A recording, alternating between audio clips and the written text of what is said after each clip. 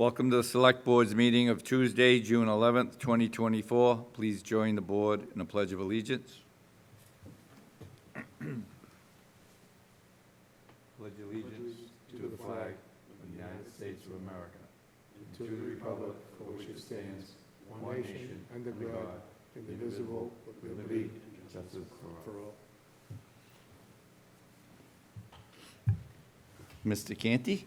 Thank you, Mr. Chairman. Pursuant to changes made to the open meeting law by the legislature of the Commonwealth, this meeting is taking place in a hybrid format. We have members of the board joining us here in person at the Great Hall at Town Hall. We may have members of the board joining us virtually over the Zoom webinar platform. Members of the public are welcome to join us here at the Great Hall or over Zoom, or to watch us on Comcast Channel 9 or Verizon 47. The Zoom login information is posted on the town website on the agenda for this particular meeting. Mr. Chairman, if there's no other business, I would read the executive session language at this time. Please. The Select Board will hold an executive session pursuant to Massachusetts General Laws, Chapter 30A, Section 21A, Clause 6, to consider the purchase, exchange, lease, or value of real property if the chair declares that an open meeting may have a detrimental effect on the negotiating position of the public body. This would be in relation to the full sale at former full sale at 277 Taylor Ave and St. Charles Avenue. The board will also be in the executive session reviewing and approving minutes from the April 16th, 2024 executive session. At this time, I would make a motion to enter into executive session for those two purposes, returning back to open session afterwards. Second. Motion by Mr. Canty, second by Mr. Golden. Mr. Canty? I vote yes. Mr. Blutzer? Yes. Mr. Golden? Yes. And myself, yes. We'll be returning approximately 6 p.m.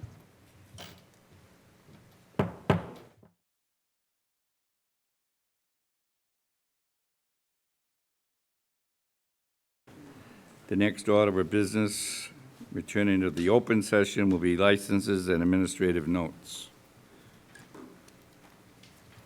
Any question on either? And the wish of the board. If there's no questions from members of the board, I would make a motion to approve the licenses and permits and change of manager items as a group. Second. Motion by Mr. Canty, second by Mr. Golden. Discussion? Mr. Golden? Yes. Mr. Blutzer? I vote yes. Mr. Canty? Yes. Mr. Mahoney? Yes. And myself, yes.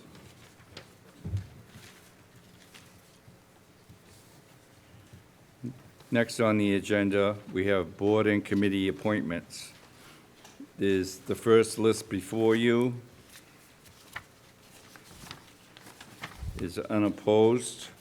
If the board has no objection, we take those as a group. Move approval.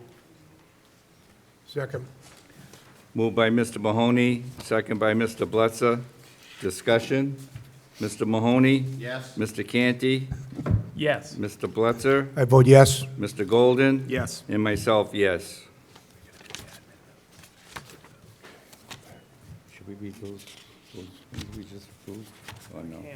I'd like to read them in the record, if you don't mind. Then I'll go back to the admin notes.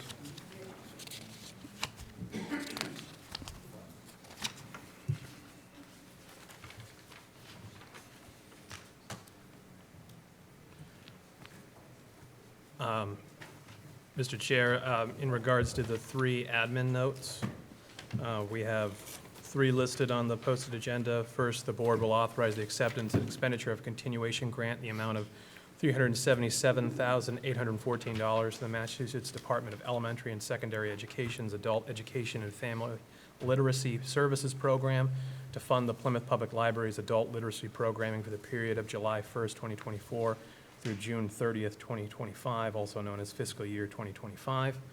Note 2, the board will authorize the application for and, if awarded, acceptance and expenditure of a grant in the amount of $250,000 through the Massachusetts Office on Disabilities Municipal ADA Improvements Grant Program to construct 4 new ADA accessible parking spaces with ancillary sidewalks, railings, and drainage at the Center for Active Living. And number 3, the board will vote to ratify, approve, and execute a memorandum of agreement between the town of Plymouth and the Plymouth Police Superior Officers Association MCOP Local 372 that provides the terms of a successor collective bargaining agreement for the period of between fiscal year 2025 and fiscal year 2027. Unless there are questions from my colleagues, I would make a motion to approve the three listed administrative notes as a group. Second. Motion by Mr. Canty, second by Mr. Mahoney. Discussion? Mr. Golden? Yes. Mr. Blutzer? Yes. Mr. Canty? Yes. Mr. Mahoney? Yes. And myself, yes. Unanimous.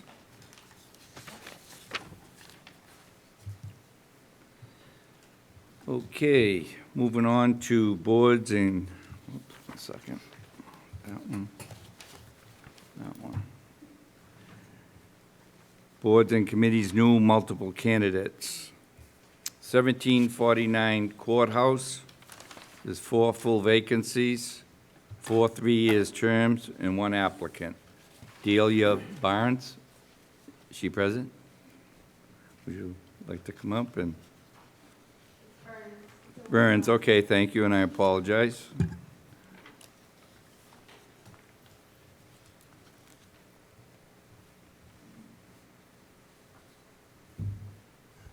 Hi. Hey. I've never applied to a committee before. I'm sorry. I'm not exactly sure what I should be saying. Would you like me to tell you why I applied? I'm 28, so I'm a little younger than most people. I have a master's in library and information studies from URI, so I'm deeply interested in museums and information, and I moved here in 2022, and I'm trying to get more involved in my town.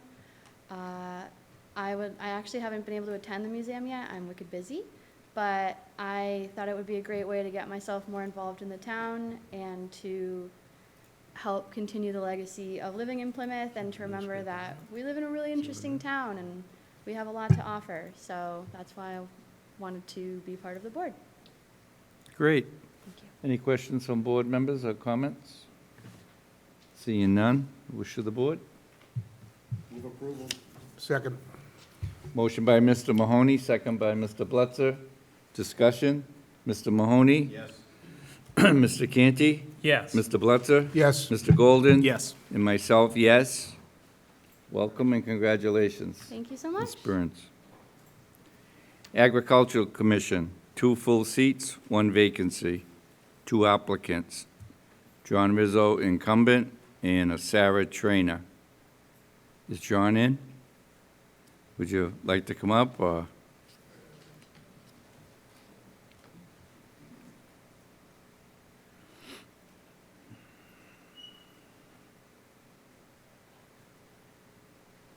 Evening. I just been on the AgCom for almost 10 years now. I just figured I'd like to continue on with it. Okay. Any questions from board members? Seeing none, thank you. Is Sarah Trainer in here? No. Okay, wish of the board? Mr. Chairman, I'd make a motion to approve John Rizzo. I would leave Ms. Trainer off. I think she's applied to other committees recently and not appeared or sent us anything, which I don't particularly care for. So I would make a motion for John Rizzo to be appointed to the 3-year term. Second. Motion by Mr. Canty, second by Mr. Golden, or was that Discussion. It was me. Mr. Golden? And discussion, Mr. Blutzer? To Mr. Canty's point, Ms. Trainer, this is at least the 3rd time that she's come before us, hasn't shown up, hasn't given any kind of a reason why she's not here. So, you know, I agree with Kevin that we just vote for Mr. Rizzo and not acknowledge her at this point, so thank you.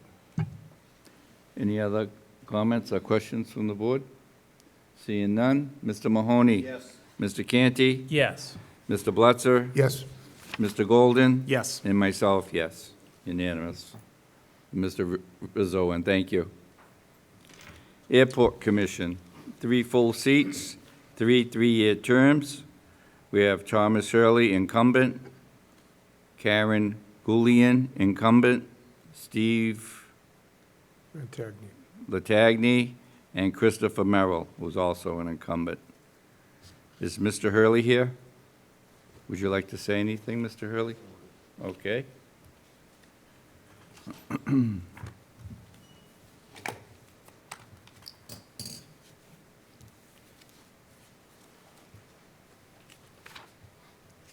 evening, Mr. Chairman, members of the Select Board.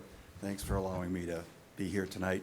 My name is Tom Hurley. I live at 109 North Triangle Drive here in Plymouth. I served on the Airport Commission for the last 9 years, and I'd like to continue with my appointment. The perspective I could bring to the commission over the next 3 years and hopefully beyond would be a state and national perspective. As you can see in the CV that I provided, I'm also, my professional time is spent as the executive director of the Massachusetts Airport Management Association, the professional group of all the airports in the state, and that also involves the FAA Regional Office, Mass Department of Transportation Aeronautics Division, and of course the various service providers at the different airports. So I can bring a statewide and national perspective because I spend all day, every day worried about airports. I just want to say that the Plymouth Airport, for your edification, is really held up, and I don't say this just to make it sound good. The fact of the matter is it's a gem in the state. There are many airports, municipal airports in the state that look to Plymouth for guidance on what to do and how to do it. And all of the current commissioners are very proud to have served the way we have, and I would recommend that the current commission stay the way it is. Over the last 9 years, $450,000 roughly in enterprise funds from the airport has leveraged over $18 million in state and federal grants to improve the runway, to the taxiways, and of course we built the new administration building that we opened 3 years ago. So it's all good. Aviation is strong. It brings jobs to Plymouth. More than $275,000 in lease revenue has come from airport leaseholders back to the town to use as the town sees fit. So for that reason and others, I would like to stay on the commission. Thank you. Any questions for Mr. Hurley? No? Yep. Mr. Hurley? So obviously, some of the recent discourse in regards to the airport has been about abutters, neighbors being concerned. I know that the airport has engaged in some outreach to neighbors in the past. I wonder if you could expand upon what you've done thus far, and if you were to be reappointed, would you be looking to continue as is or to do expanded outreach, or what your future plans for that type of outreach would be? Yeah.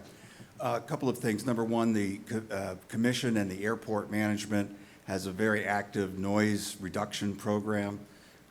We listen to and record and monitor and react to every noise complaint that comes in to the airport and take remedial action.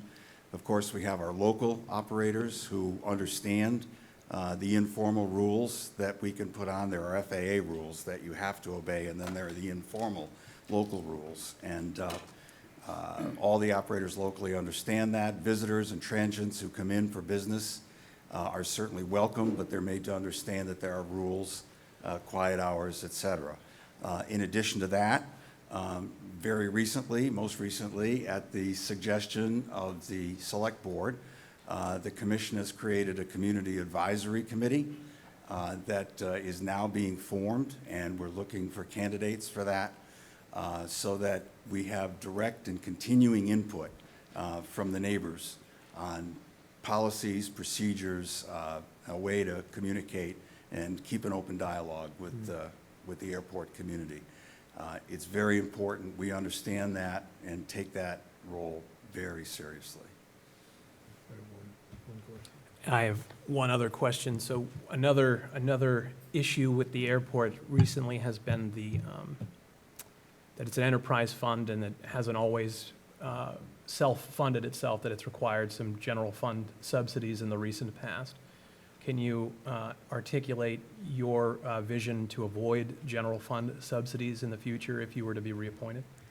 I would say, in all honesty, sir, I do not know of another airport in the state that doesn't require extra funding from its local community to keep going.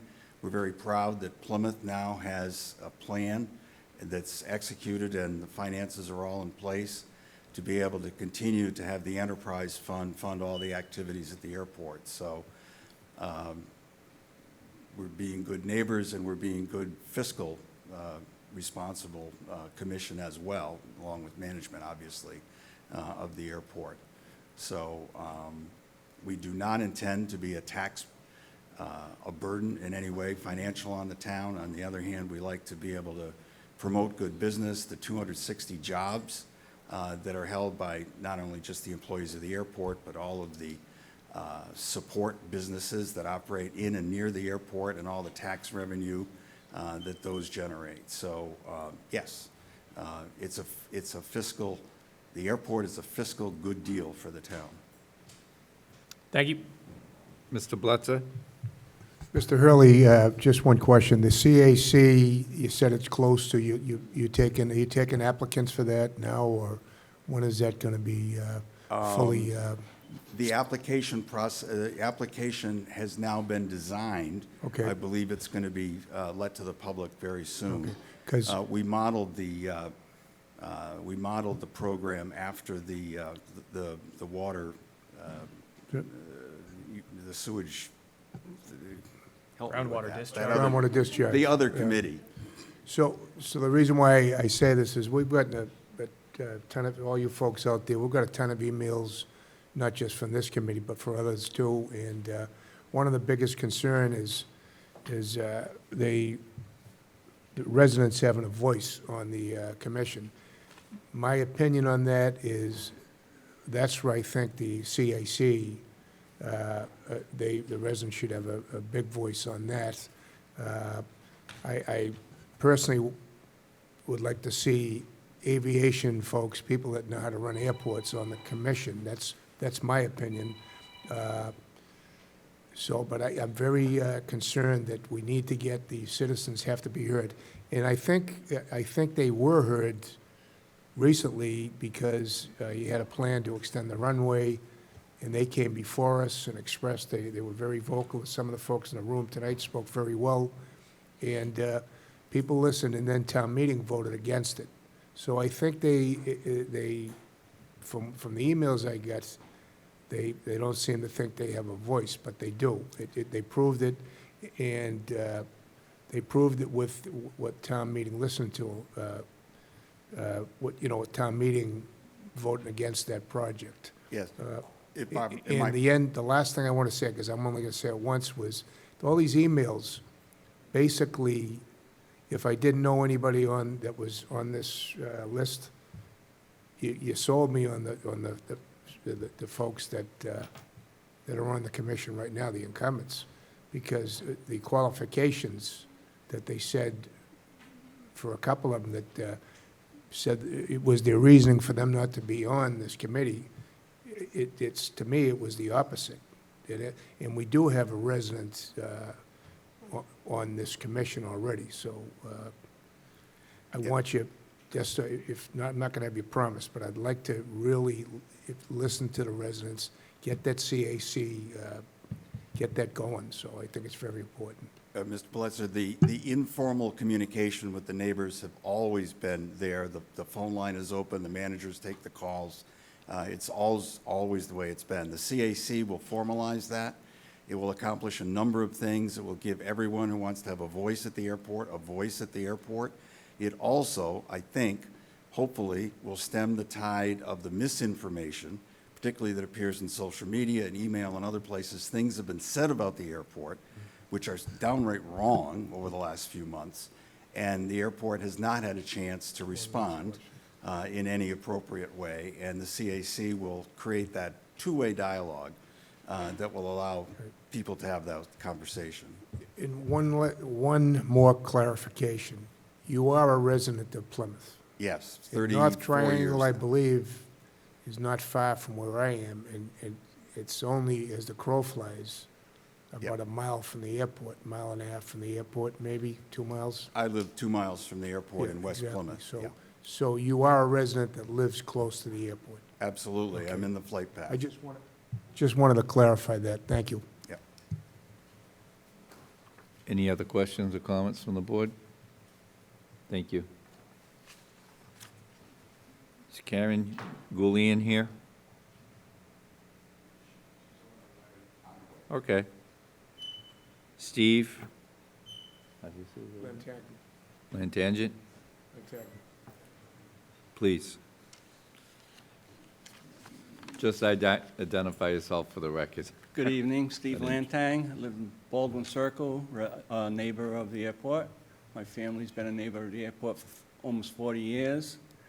And this last 6 months been an eye-opener for me and made me want to get involved in community activities. And the big thing I believe I could bring to the Airport Commission is more diversity, okay? We do have a resident, as you said, we have a few of them, but I could bring a different perspective. Yes, we want it run by aviation experts, but we want to bring the voice of the residents, and what I can bring is my mechanical experience.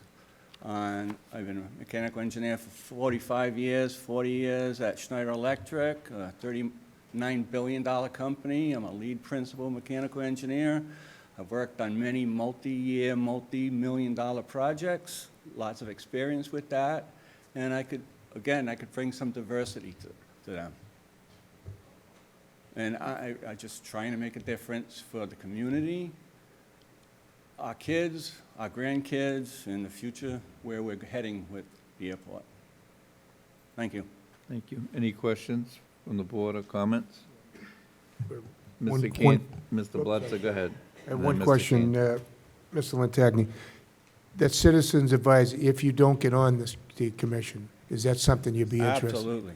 Because I think you'd be, probably, I've heard you speak, you're very well spoken, you got some experience. I think you'd be a good chairman of that committee if you got on that, so. But, I don't know, I wasn't trying to be funny, I'm dead serious when I said that. So I heard you when you came before us, and I know how important this is to you. You're obviously a neighbor, and you have a lot of concerns, and I think people heard you last time, and you did a great job. So I'm not being funny when I say that. I think you'd be a good chairman of that committee. Thank you. Mr. Canty? So you mentioned your mechanical engineering experience. Do you have any experience in the aviation I do not. industry? Okay. Do you have any experience in finances and accumulating grant funding, acquiring grant I funding? do not. Okay. Other than your mechanical experience, if you were to be appointed to the Airport Commission, is there anything else that you think you would add? Yeah, I could add from my years of experience is project management too. Could you expand upon that? Say that project scheduling, every project should be organized and have a schedule and a project itinerary and everything. And it's from the beginning to the end.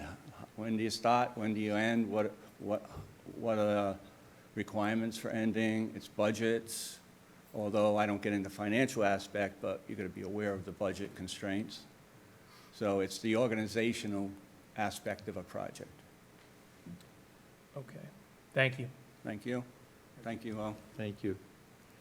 And I believe Karen Goulian's here. Would you like to come up, please?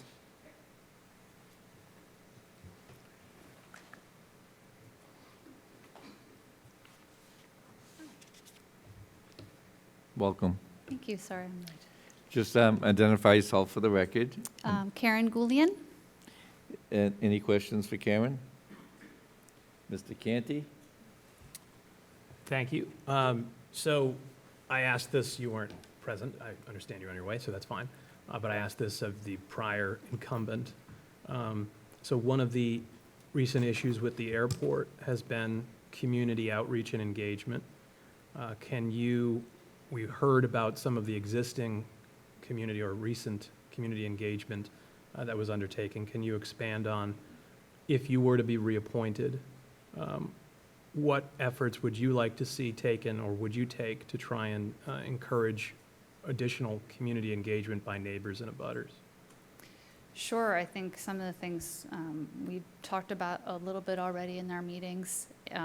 One of the things I feel is that putting together our citizens council for the airport will work out well. And one of the things, I have a whole list of things that we can talk about. One of them is looking at the noise-sensitive areas that we have in place right now and determining, with all the growth that Plymouth has had, does that need to change? Do we need to change that a little bit? I think that would make a little bit of a difference. And then working directly with the people that live in those areas and doing, not just educating, but also speaking about like how the airport works in their area, and then getting a little more input from them on, maybe they have ideas as to how we can change things a little bit. I think the noise sensitive part, I am very sensitive of as well, because we have a small business at the airport, and I'm telling we don't have that many pilots, but, we have 4 pilots, and I tell them, you want to make sure every day that you abide by those rules. Okay. And another recent issue has been the financial situation of the airport, that it has required some general fund subsidies despite being an enterprise fund. If you were to be reappointed, can you expand on what, if anything, you would do to try and limit or eliminate the need for general fund subsidies of the enterprise fund?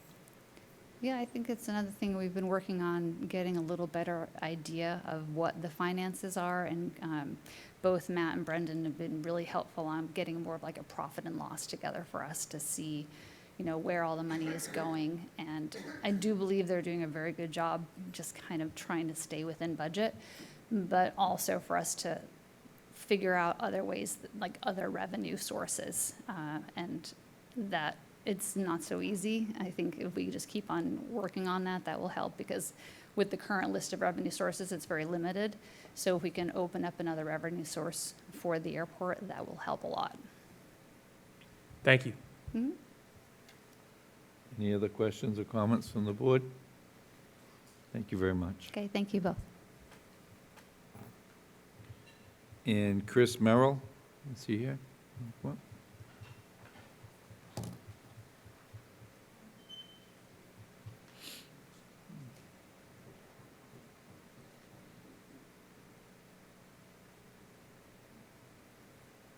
Good evening, Mr. Chair, Select Board. Chris Merrill, actually in a butter to the airport within probably a mile radius of the east-west runway, so I do represent that contingent in my neighborhood.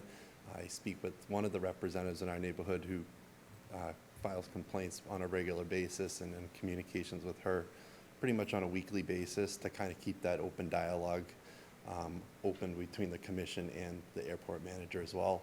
I do bring a financial aspect to the commission as a non-aviation person on the commission. I've actually re-looked at all the leases at the airport, and we're actually going to try to get them back up to market rates. So that's speaking to your general fund to help offset that from reliance from the town of Plymouth, and help with the enterprise fund with renewed leases that will hopefully generate more revenue into the enterprise fund for the airport as well. But with that, I open up to any questions, and it's been an honor to sit the last 3 years on the commission. Go ahead, Mr. Blitzer and Mr. Canty. Chris, question, I know you got a extensive financial background, and I think that's from the emails I got. I think the residents would be very happy to have you on the commission for that reason, as well as being in a butter and a resident. And from what it sounds like you're like a liaison to them. My question to you is this. How close do you think we can get to being profitable at the airport? I mean, you said market rates, because they're below market rates now. I think some of so how close do you think it's a possibility of making that airport profitable with the leases you have now, if they can change a little I bit? would say within the next 5 to 6 years out, as leases start to renew, and then we can, as a commission, look at that as a body to renegotiate those leases. We also have land that can be developed on the airport as well for commercial usage. We are sending out an RFP for that. We had a large franchise, coffee chain franchise that was interested at the airport at one point. So we have that opportunity as well, which could generate some significant Right. revenues for the airport. And that's, as a commissioner, is that one of your goals, obviously, to make the airport profitable? That's one of my Because I primary know it's one of our goals. goals, and I Yeah. know the town manager, that's something he would love to see happen.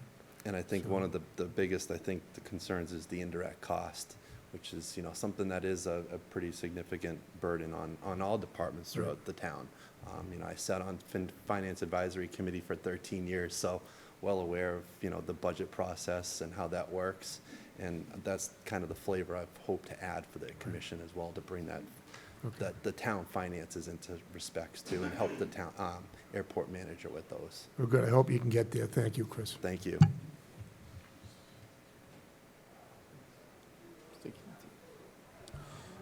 So Chris, good to see you again. We served on the Advisory and Finance Committee for a while. I know you, as you said, you were on there for 13 years. I was only on there for 9, so my sympathies. So you mentioned earlier some of the, I guess, impromptu community liaison that you do, as well as being a representative yourself. In your vision as that sort of community representative, is there anything else you'd like to see the Airport Commission do for future outreach? Because obviously, as you saw at town meeting, for better or worse, whether it's justified or unjustified, the perception is costing the airport opportunities, right? Correct. And as you know from your time on the FinCom, that sometimes if the narrative isn't set out in that way, then that's all you need, to lose it. So could you expand on, if you were to be reappointed, what you'd like to see the Airport Commission do in terms of community resource Sure. outreach? Sure, then that's a great great question. So in regards to that, the recent town meeting, that was a very educational experience for the commission and also for the airport manager as well. We had, the airport has had an airport manager before Matt for well over 20 years, Tom Marr, who is well regarded throughout the aviation community, not here in Massachusetts, but just throughout the nation. So Tom was pretty active in his outreach efforts, especially before town meetings. I think Matt has learned that, and he will be doing that going forward, to reaching out to all the precincts within town. And I think the other thing is CAC that the commission is creating is also going to open up a better dialogue within the community too, because we're casting that web out to everybody now. Not only that people that just live near the airport, but also all throughout town as well, Pine Hills, Red Brook. So, you're going to have more of a diverse body of representatives. You're going to have some aviation experts on the CAC as well, airport manager. So I think that dialogue is going to help. They're going to gather all that information, bring it back to the commission. That way we're able to be better educated on and aware of what's really going on as well. Luckily, I do live near the airport, so I kind of have my ear. I work remotely some days, so I get to hear that activity from the airport on a day-to-day basis. So sometimes, for me, I'm used to that. Other people are very sensitive to the noise, so we have to respect all the people that live in and around the airport, to respect that as well. Thank you. And you already sort of answered this question, but just in case there's anything else that you'd like to add in terms of avoiding future general fund subsidies. You mentioned bring the rents into market rate. You mentioned potentially other developable land. Is there anything else you think the Airport Commission could do that you'd like to see done if you were reappointed to avoid future general fund I subsidies? think the next big thing that we as a commission have also looked at is solar development. We just missed the boat on some grant opportunities. It just came upon the airport manager a few months into the process, but by then it was a little too late to apply. We're going to try to apply next round. Hopefully with that, that's also a nice revenue addition. I know Hyannis Airport has that on their fields, and it brings significant revenue for that airport as well. So that would be a nice another enhancer for the airport and for the community as well. Excellent. Thank you very much, Chris. Thank you. Mr. Mahoney? Chris, good seeing you again. I'm probably not going to ask you a question. I just want to clarify something because I don't want to overstate this issue. Mr. Town Manager, correct me if I'm wrong, but the airport general fund subsidy for FY '24 is $240,000, I believe? In '24. This current? Right. In FY '25, it's Zero. now, it's at zero. That's Okay. right. So I just, for the public's consumption, and I'm not going to go into the whole story, but Mr. Quintal and I served with others before who would be considered institutional memory. And going back 35 years, Mr. Albert Thompson brought the commission in and said, you need to be self-sufficient. And for decades, this enterprise fund was the role model. And beginning in FY '13, I do know that at the time, all 4 of our enterprise funds were zero general fund subsidy. And I realize that in the last few years, something happened over here. So it's rectified. In about 20 days, it'll be back to zero, okay? So you're referencing 5 to 6 years out, talking about bringing your leases up to current market rate. So I think it's just imperative that we understand where we are and that we're always just, we have a short and long-term plan, and we're just making sure that unless there is some sort of absolute crisis, we don't want to go back to the general fund and revisit subsidies. So that's imperative, Chris. And then I know you're a representative, from the, neighboring subdivision. Some things in life are cyclical. The airport expansion was a big issue back in '09, 15 years ago. We have a similar version of what's going on with that now. And I know you, and I know that you'll keep an open line of communication, and that's the most important thing. Somebody referenced perception or not. We have to make sure that there's always an open line of communication, especially for people who, live within a certain mile radius of that airport and are impacted by flights. Thank you, yes. Thank you, John. Hey, I just want to echo to the general applicants that being self-sustained in your own fund, I get that, but I kind of disagree with that a little, because we saw, the last set of ARPA funds the town set aside to rebuild that wastewater treatment facility. So going forward, I make sure that your enterprise fund can handle the proper maintenance for that new facility. Because to me, if you're going to be self-sustaining, that's part of the gig. And I just, I don't know if you've ever looked at privatizing or if the town ever has, but I'd like you to come back in a year and lay out a plan to the board of your 5-year financials going into the next 5 years or so. If you're going to do something with some of the land, I realize that I'm not asking you to develop the thing, but see what your ideas are and what your actual plan is. So what we're trying to do is get the town, in many ways as we can, set up for the next 5, actually 10, but I want to go easy and say 5 and see what it is, and we can always ask for more later. But I think if we start addressing it now, you'll be in a good shape as an airport. That's what in other words, I don't want the town, as far as I go, subsidizing the airport if it's at all possible. That's really what I'm trying to say, so, thank you. And that's my goal as well. And it's to the whole, all the members, it's not directed at you, you just happen to be the Just last the one. finance guy, yeah. Yeah. But, thank you, Thank you. all right. And regardless of how we vote, thank everybody for applying. Okay. That being said, Mr. Blutzer, can I have your 3 votes? My 3 votes are Mr. Thomas Hurley, Ms. Karen Gullion, and Mr. Christopher Merrill. Mr. Golden? My 3 votes will go to Mr. Hurley, Ms. Goulian, and Mr. Merrill. Mr. Mahoney? Hurley, Gullion, Merrill. Mr. Canty? I would vote for Thomas Hurley, Karen Goulian, Christopher Merrill. And myself, Hurley, Goulian, and Merrill.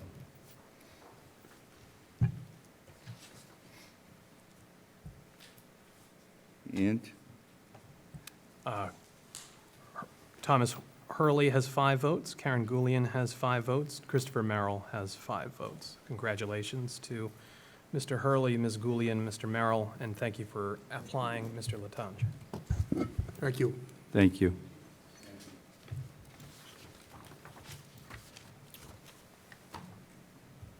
Board of Health, 2 full seats, 1 vacancy, 2 3-year terms, and 1 2-year term.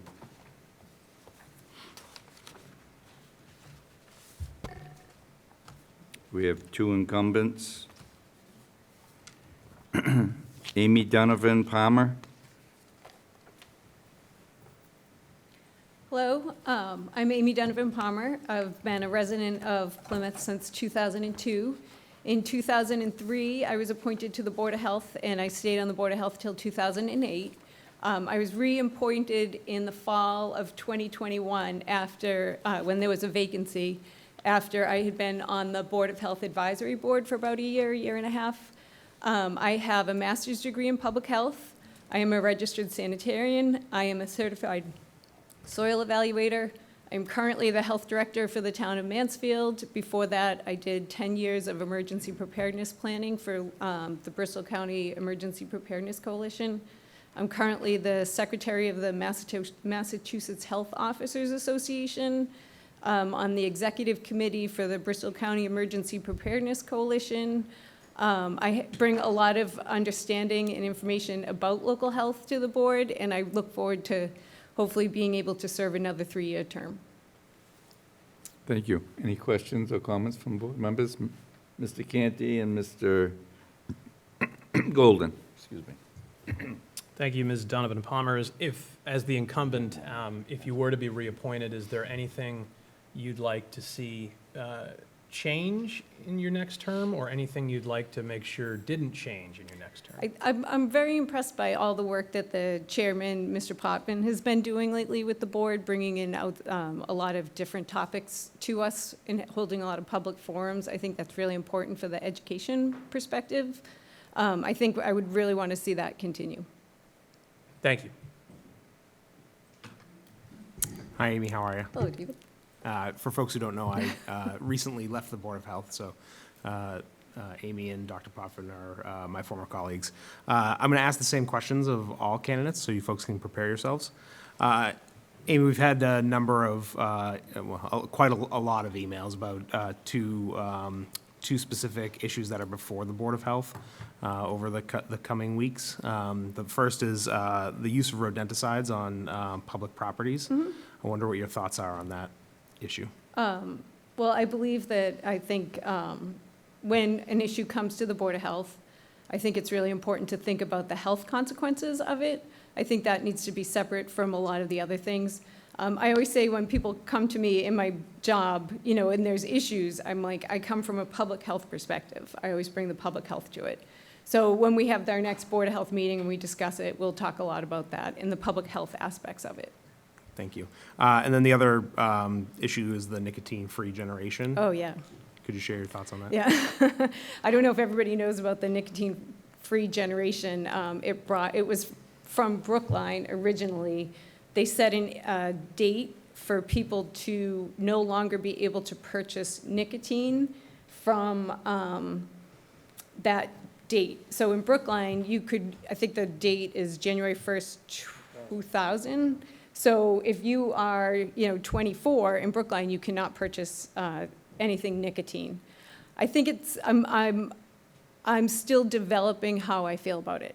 If you look at anything around tobacco control, it always started local.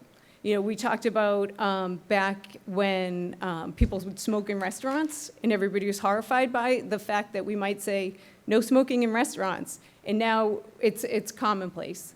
That 21 flavored tobacco products, all of that started locally and then moved forward. I'm not sure how I feel about nicotine-free free generation. I'm still kind of figuring it all out because I do think that there needs to be some consideration between personal freedoms and ages and then moving forward with public health perspectives.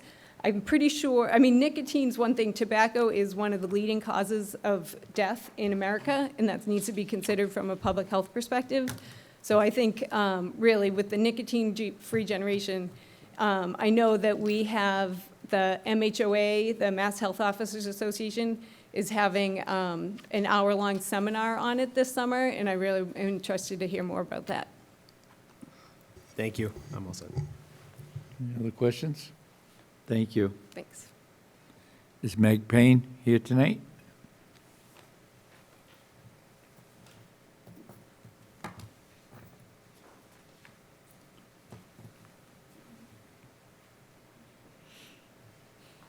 Hi, my name's Meg Payne. I've been a homeowner in Plymouth since 2013. I'm raising my family here. I love living here. I've also worked for the Visiting Nurse Association of Cape Cod for the last almost 9 years in the public health division.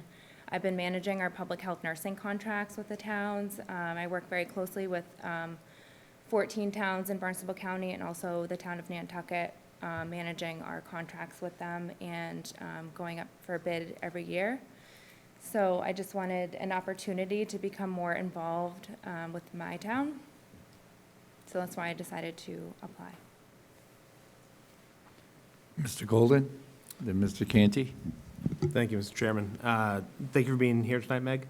I'll ask the same two questions that I asked Amy. The first is, what are your thoughts on the banning of the use of rodenticides on public property?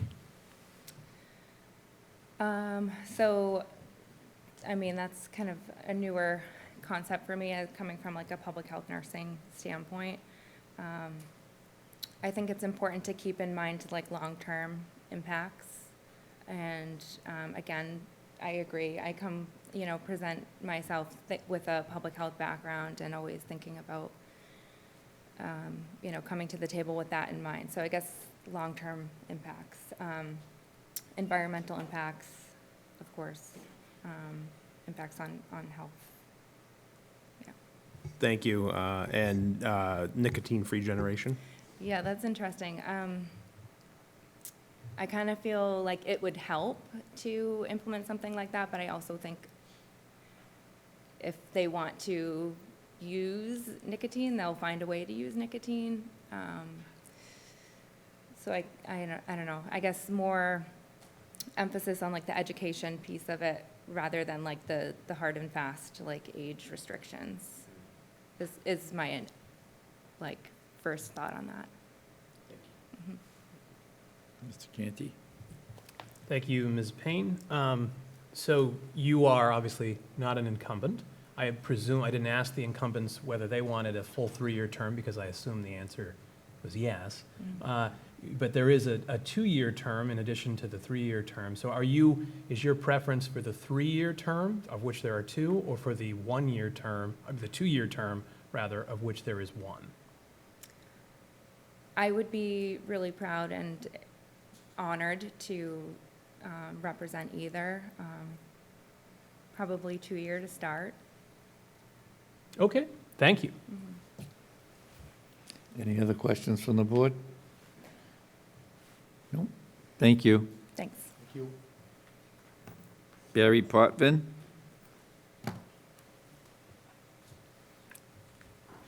Good evening. I think I'm pretty well known by a lot of people in town now, but I'm a resident of the Pine Hills area, have been living there since 2017. Before that, I was actually in the New York, New Jersey area because of work requirements. But I'm originally from Methuen, Massachusetts, so I'm a native. This is my home. It's always been my home. Even when I was living in New York and New Jersey, I said the same thing. So first of all, I really have to thank the Select Board, not just the current Select Board, but previous Select Boards, for the opportunity to serve, and which has really allowed me to utilize my knowledge and experience as a college professor and a research scientist, which I spent 36 years doing down in the New York, New Jersey area. I also really appreciate the ability to use that knowledge, experience, in order to try to protect the public health of our residents and visitors. And I've done everything possible to try to do that, even in the face of the challenge of the COVID pandemic.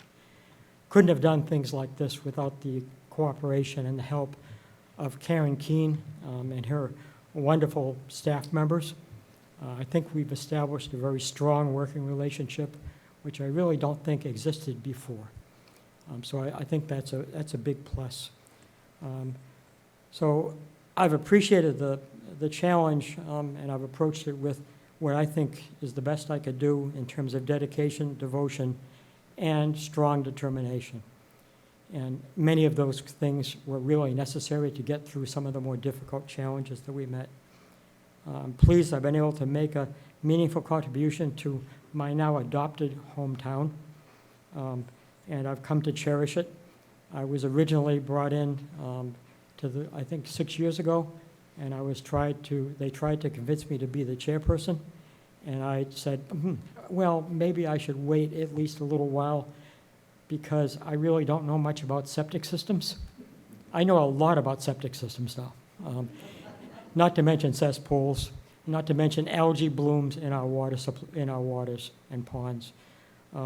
So that was a learning experience. I've also learned an awful lot about how things work in Plymouth and how they can be better and what works really, really well. So I'm grateful for the support, not only of Karen and her department, but also of all the board members that I've seen, some of whom have come and gone over the past 6 years. But I think that everyone that I'm in contact with has worked really, really hard, and they've been very open to a lot of suggestions. We've heard a lot of criticisms, especially during the COVID pandemic. We tried to come up with the best solutions we could to convince the people of what kind of measures they needed to follow in order to protect themselves and their families. Some people obviously accepted those, and other people disagreed. We've had other things that came up before the board that were really difficult problems. Foremost in my mind was really the short-term rental agreement. That really pre-existed when I was just the vice chair and then eventually continued when I was the chair. There were two sides to that. And I use usually judgment in terms of I listen to everybody, I listen to what they have to say. I try to find middle ground. I try to get people to work together from their various viewpoints to come up with a common sort of solution to whatever problems we have to deal with. And with the short-term rentals, that did in fact succeed. People told me that we'd never succeed. Well, we did. And I was really proud that sort of thing happened. I think there's been an awful lot of things that have changed since the 4 years I've been the chairperson. Obviously, as a research scientist and a college professor, I love to educate. I also was able to try to explain things to people who don't have much scientific background in terms of what is this new COVID vaccine that's made with messenger RNA and what on earth is it and is it safe? Well, I actually knew people that developed some of the technology that led to that, and I did try to explain it to them. I think that in addition to that, I'm really, really proud of the fact that we now have a $510,000 grant, the Public Health Excellence Grant Award, that I actually wrote the grant application for that with help from the MAHB, and it involves Plymouth as the lead community and 5 of the surrounding towns. We work really hard together on that. We're using the money to try to solve issues where the towns really haven't done what they were supposed to do in terms of public health as well as they should. So we've been working on that too. I was obviously part of the COVID update show with Steve Trifletti, and that was almost a weekly sort of thing for a while. My job on that panel was to try to explain things and to offer as much information as I could. Also established a lot of other connections. So I had connections with the schools, with the school superintendent, with the head school nurse that developed pretty closely. I came before the school committee on a number of occasions during the pandemic period. Still in contact with them all today. And we actually have high school students that now come in as our representatives from the high school population to actually enter into discussions with us about the health needs of the school population. So I could go on and on and on. I don't want to take any more of your time, but I served as best as I could, first as the vice chair for 2 years and then as the chair for another 4 years. And I think I still have a lot more to give, and I have a lot more ideas about the kind of things that the Board of Health, working with the department, could probably accomplish. Thank you. Mr. Canty. Thank you, Dr. Potvin. David. As an incumbent, and obviously as the chair, you'd have some more influence over this if you were reappointed as chair than other members, per se. But is there anything that the Board of Health is currently doing that you'd like to see the Board of Health keep doing? Or is there anything you'd like to see the Board of Health they aren't doing right now that you'd like to see the Board of Health start to do going forward if you were to be reappointed? We've actually had discussions at Board of Health meetings about exactly those ideas. And there was a number of things that came forward, and we haven't really pursued some of them in great depth yet because we're pretty busy for the most part. But certainly, I think the Board of Health working together as a group, finding consensus whenever there's disagreements. We don't usually have a lot of disagreements on the Board of Health, but we do have differing opinions that come up now and then. I think that's a positive thing. I really enjoy having that happen because it gives us a different perspective. In terms of what I think the Board of Health really needs to do better, I think we need to do community outreach better. We have rarely had members of the public come to our Board of Health meetings except when there's a really controversial topic on the agenda. And there's a lot of information that we gather together and discuss at the Board of Health meetings that are really critical public health issues. Things like, I don't know how many of you have had radon testing done in your house, but if you haven't, it's foolish not to. I don't know how many of you are involved in wondering about what's going on with PFAS. We actually had a public forum about that, and we discussed that on a monthly basis. We're concerned about how much of that might be in well water, how much of that might be in the water supply, and we have discussions with the water superintendent about that. He has actually come to our Board of Health meetings and has given us information about those kinds of things. So we are busy, we are active, we are always keeping up to date with what's going on in public health in not only Plymouth, but also in the state and in the country. Thank you. Mr. Golden. Hi, Barry. Nice to see you. You know my two questions already, but we'll start with rodenticide. I certainly know your two questions. So with respect to the first question about the rodenticides, you probably understand and you know that we actually had a public forum about that. We had pesticide management companies come in. That was one side of the discussion.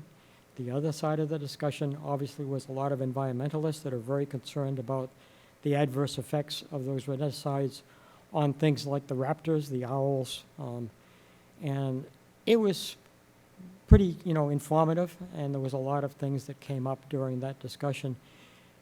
Then the job becomes, we have to come up with, at one of our regular Board of Health meetings, a possible motion about what we want to do and how we want to do it.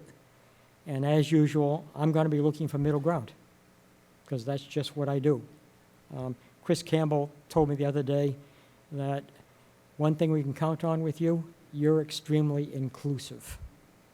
And you will listen to everybody, you'll give it a lot of thought, and then you'll come forward with what you think might be a possible solution. Although people will not all be 100% happy with it, everybody needs to be at least somewhat happy with it before we can proceed. So in terms of my personal opinions, I'm not going to share those. But I can see both sides of the arguments that are going on. I can certainly understand the side of the pest management people who say that, look, sometimes we just have to use that stuff. We do it as carefully as possible. But there may be no solution if there's a really serious problem with rat infestations. On the other hand, I also understand what the environmentalists say.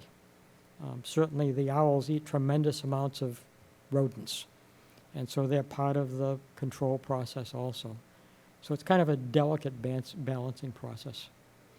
In terms of the age restriction for buying cigarettes, one of the first things I did when I came to the Board of Health was to get to the schools and find out what's the problem in the schools. And the problem was, and it still is, vaping. Vaping has been a really serious problem in the schools for a long, long time. They're very concerned about it. The Board of Health is concerned about it. The department is concerned about it. We don't want our high school students addicted to nicotine, bottom line. And we will do whatever we can, and we'll continue to do whatever we can to try to prevent that from happening. It's a difficult challenge. The schools obviously will cooperate, and we have discussions with them about various things.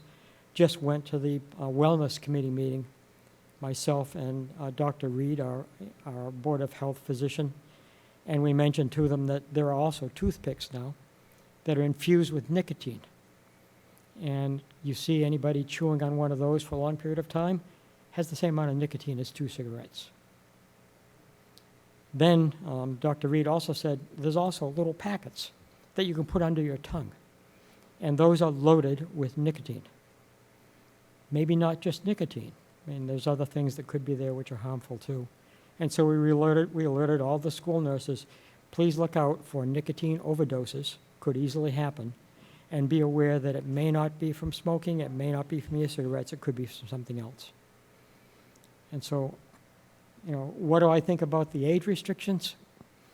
There are good things about it, as always, and there are some questionable things about it. It's spread to some, I don't know, maybe 5 or 6 cities and towns in the state now. And I think the board decided that we should wait and see how widely that sort of initiative spreads. And we didn't want to get involved in that too deeply until we see if it's a more general sort of thing that's going on. And if it does happen, hopefully it would become a statewide thing. Because doing it town by town, frankly, just doesn't work well. You have to do something like that statewide. I'm sorry if that was evasive, but it's a current agenda item, so I'm being careful. Anything else?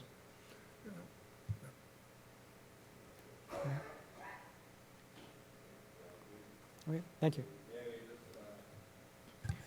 I don't have a question. I just want to thank you once again, you and the whole board, for everybody taking us through COVID. I know it was difficult, and I think you did a great job. And like you said, there was some times where even I didn't agree with every little policy, but 99.9, you did a fantastic job, and thank you for your time. Thank you. It still saddens me terribly to think about all those empty chairs on the front lawn of Town Hall and the bell ringing at the end of every month, because that meant that we didn't 100% succeed in protecting everyone. We tried our best, but we were unable to get 100% effectiveness, and so too many people died, and too many people got ill. And some of it was not preventable, but some of it probably was. I wish we had a better idea about how to approach things like that if it ever happens again. Well, that being said, you did the best you could, and that's all we can ask from volunteers and people in the community. But that being all that you said is true, I agree with you, and you did a great job. And I was also hospitalized with COVID, and I'm one of the lucky ones that came out, because I got to tell you, going in, I was very upset, and I thought that was my last ride. I didn't think I was coming home. And I'll never forget that feeling, and the nurses in the hallway. Some of the shots you see on television was a real thing. And I had a lot of conversations with the practicing nurses in the hospital, and they told me what they went through and what they saw. And they were overwhelmed. And it was just, it was horrible. But I was lucky, and thank God that I'm here. I still have some effects, no smell, half my taste, but I'll deal with that. Yeah. Glad to be here. So Well, thank you. You're welcome. I wish we could do better, but we did our best. No, you did very well. Thank you. The wish of the board, I'm sorry, we have one more. Excuse me. Ada Hinckley here? No, not online. Okay. Bring it back to the board for the 2 3-year terms first, I believe, and then we'll do the 1-year term, the 1 2-year term after. I know you're going to correct me. All right, so we'll start with Mr. Golden. Your 2 votes for the 3-year term? I will vote for Ms. Donovan Palmer and Dr. Potvin. Mr. Bletzer? I'll vote for Mr. Barry Potvin and for Meg Payne.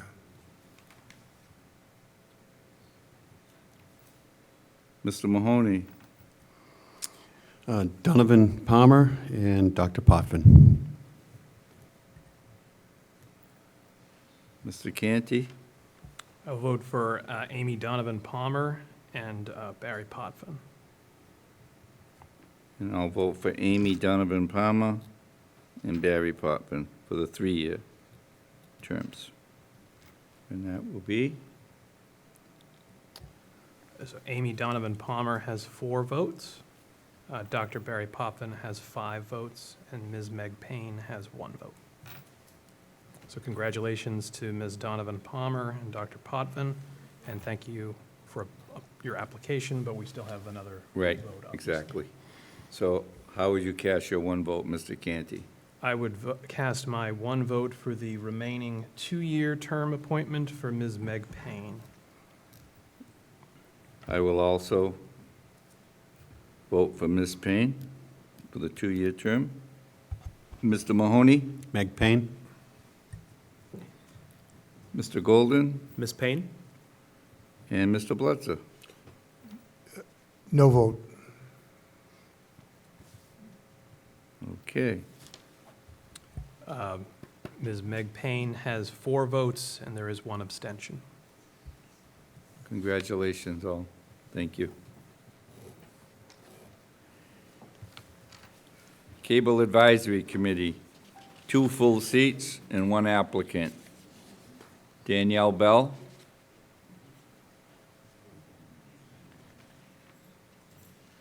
Okay, I don't think she's with us. Not online. Danielle. Oh, Daniel. Thank you. Wish of the board?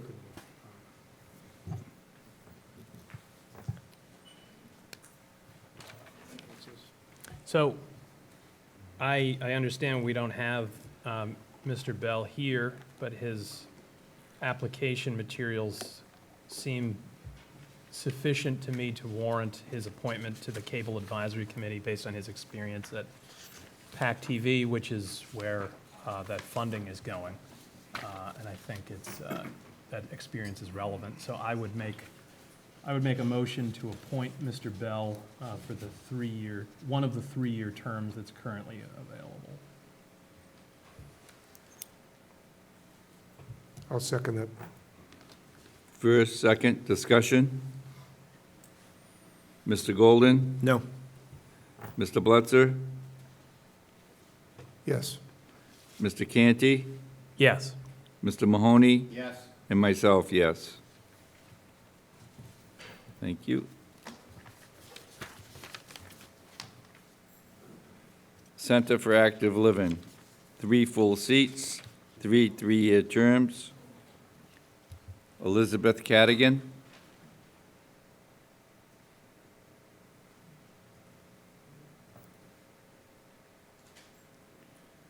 Joanne LaBelle.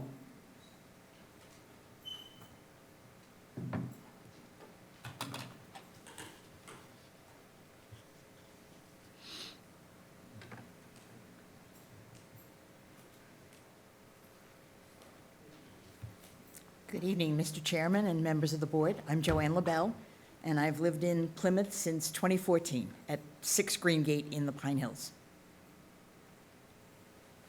Any questions? Mr. Canty? Thank you, Ms. LaBelle. If you were to be appointed to this position, what would you like to see accomplished? Well, since in 2020, during the pandemic, I reached out to Commissioner Brady, and as I was concerned at that point by the suspension of the Meals on Wheels program. And I presented a proposal to Commissioner to try and replicate what was being done in New York City by Chef Jose Andreas with the World Central Kitchen, which was linking small restaurants and having them create meals and then having those delivered by the fire department and the police department for people so that they were not going hungry. So that was my first step into the Center for Active Living in Plymouth. And since then, I have been very active as a volunteer working on the grant committee, the strategic planning committee, and the marketing committee. So what I would like to see is more recognition of the fact that a large percent of the population in Plymouth is seniors, like myself, and an expansion of hopefully the senior center itself, because there are days that it's overcrowded because of the variety of activities that are presented there for all of our seniors.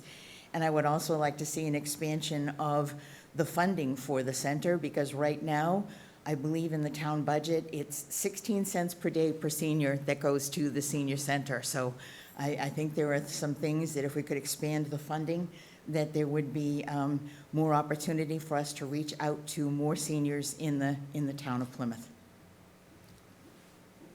Thank you. Any other questions? No? Thank you very much. Thank you. Wish of the board? Despite her absence, I believe Ms. Cadigan's materials and experience already being an incumbent qualify her for reappointment, and I appreciated Ms. LaBelle's presentation and interest as well. I would make a motion to appoint Elizabeth Cadigan and Joanne LaBelle to 2 of these 3-year terms that are available. Second. For discussion? Yes. Do we know, Ms. Cadigan, is she still interested in serving? Okay, you know that. Ms. LaBelle, maybe you can help with some grants to get some more funding. That would be great. That would be, I'm sure Commissioner Brady would love to have you help on that.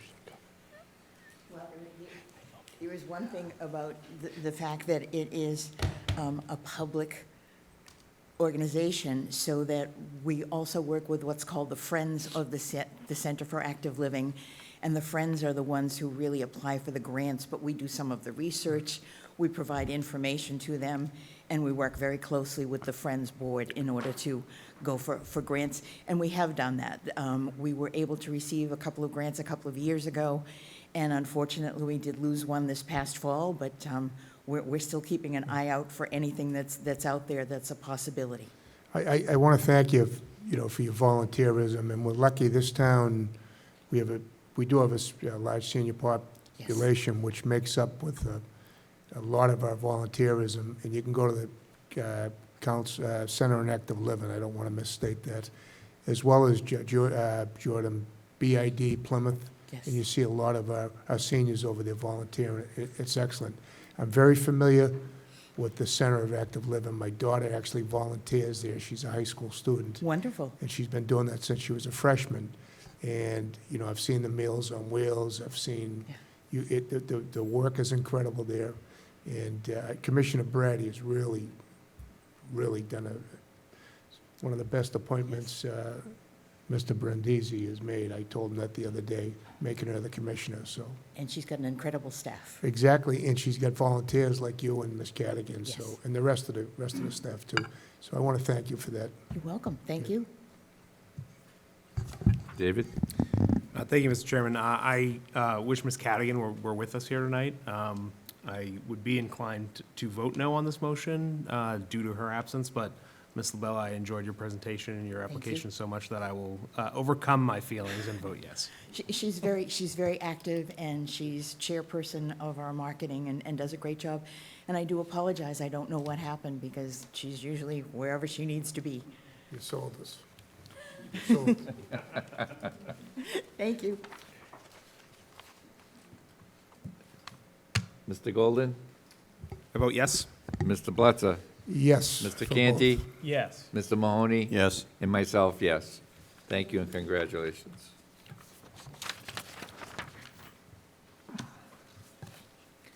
Community Preservation Committee, 2 full seats, 2 3-year terms. And is Mr. Bradley here? Chief?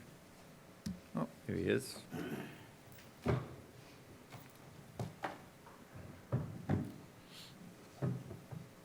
Good evening. Thank you, the board, for giving me this opportunity. I've lived in town of Plymouth for over 65 years. I grew up Priscilla Beach, raised a family here. Shortly after graduating from high school in 1974, I was appointed to the Plymouth Fire Department, served in that position until April of 2022, after 47 and a half years. And I can tell you, as a younger person going out hunting and fishing, and over my career in the fire department, I have been in every neighborhood in this town. I have been on most of the roads, most of the forest, and I know quite a bit of the over 400 ponds that exist in the town of Plymouth. My passion for the natural resources this town has is great, and I want to protect that, especially water. Our aquifer is delicate and needs to have protection. The Community Preservation Committee has the ability of doing that, have done a great job over the years. Preserving history and historic parts of town is important for generations to come. And over the 400 years, some of that we've lost, but we now have a committee in place that can actually be able to save some of those and replicate them for, again, future generations. And right now, the hot topic is affordable housing. And although I've been retired as a full-time member of the town of Plymouth, I think I have a lot more to offer with my knowledge, experience, and passion for this town, and would love to serve on this committee and see some more great things happen. Any questions for the chief? Yes. Mr. Golden? Chief, thank you for being here tonight, and thank you for your service to the town. I want to ask 2 questions, and I'll ask this of all candidates here tonight. You mentioned affordable housing. What do you think the spending priorities for the CPC should be during the next 3 years and during which you serve?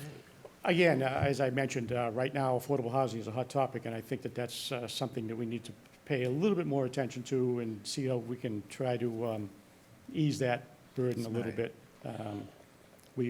They've done a great job, as I said, of preserving open space and historic. I think now it's time to put a little more emphasis on some affordable housing. Thank you, Chief. And the second question is, I've gotten a lot of calls and questions about the spending strategies of the CPC.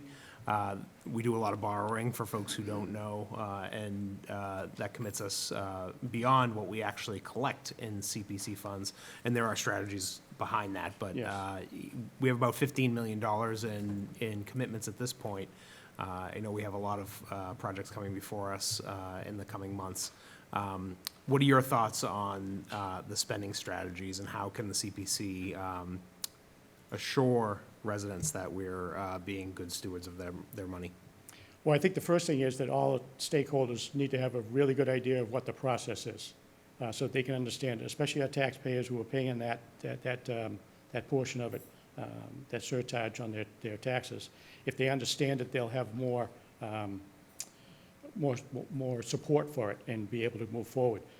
Obviously, getting bonds and paying them off with the money is a practical way of handling that.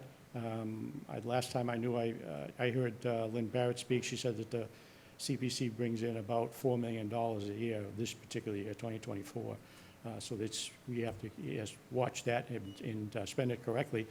But bonding is a good way of getting some of these larger projects, especially ones that are going to be over a period of time and multiple years. Okay. All set. Any other questions? Mr. Canty? So before I ask a question of Chief Bradley, it was brought to my attention by the town manager that there may be one or more persons recording audio without having announced it. I would just remind folks that there is a wiretapping statute that prohibits the discrete recording of even a public meeting by a private individual or member of the media that is punishable by up to 5 years in state prison or 2.5 years in jail. So if you are making a recording without making those in the room aware of that, I would encourage you to reconsider that particular stance. Sure. I'm Fred Tice. I'm with the Plymouth Independent. Thank you. And I'm recording because it's a lot easier to get an accurate rendition of what is being said. I understand, just, And it takes PAC TV a couple of days to put up. I understand, it's just, I don't want to, Can we ask him to go to the microphone to say that? Yeah, just say, you can go to the microphone if on the you'd like. record. Hello, I'm Fred Tice. I'm with the Plymouth Independent, and I'm recording because it's a lot easier than waiting for PAC TV to provide its recording, which usually takes a couple of days, and it's also just so much more accurate than taking notes. Thank you, Mr. Tice. So people are now on notice that a recording is being made. So with that out of the way, I apologize, Chief, if you were to be appointed to the CPC, what would you like to see the CPC do differently? I mean, I know when you were in the fire department, you didn't work consistently with the CPC because they're kind of in two different lanes, right? But Yes. but you were certainly present at town meetings. You saw the presentations that were made. You know the town. You lived in the town for a number of years. So if you were to be appointed, what would your priorities on the CPC be? I think, as I mentioned before, making it well-known to all the stakeholders and taxpayers in town exactly what the process is. How does a project get to be reviewed by the Community Preservation Committee? And what are their metrics when they are reviewing that, so that we get more support from the taxpayer and the stakeholders? Okay, thank you. Thank you. Any other questions for the chief? Seeing none. The next applicant was Daniel Corsica, excuse me, and he withdrew, correct? Okay. Alan Hamburger?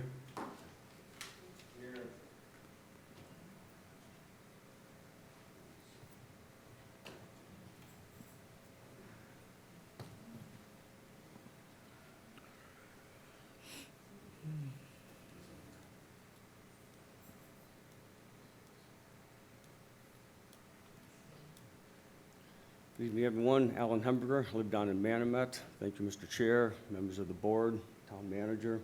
I've been on the Community Preservation Committee for a while. I'd like to continue with that because I really enjoy doing the work. It's nice pitching in for the town, usual bit about doing your part and the civic duty and all.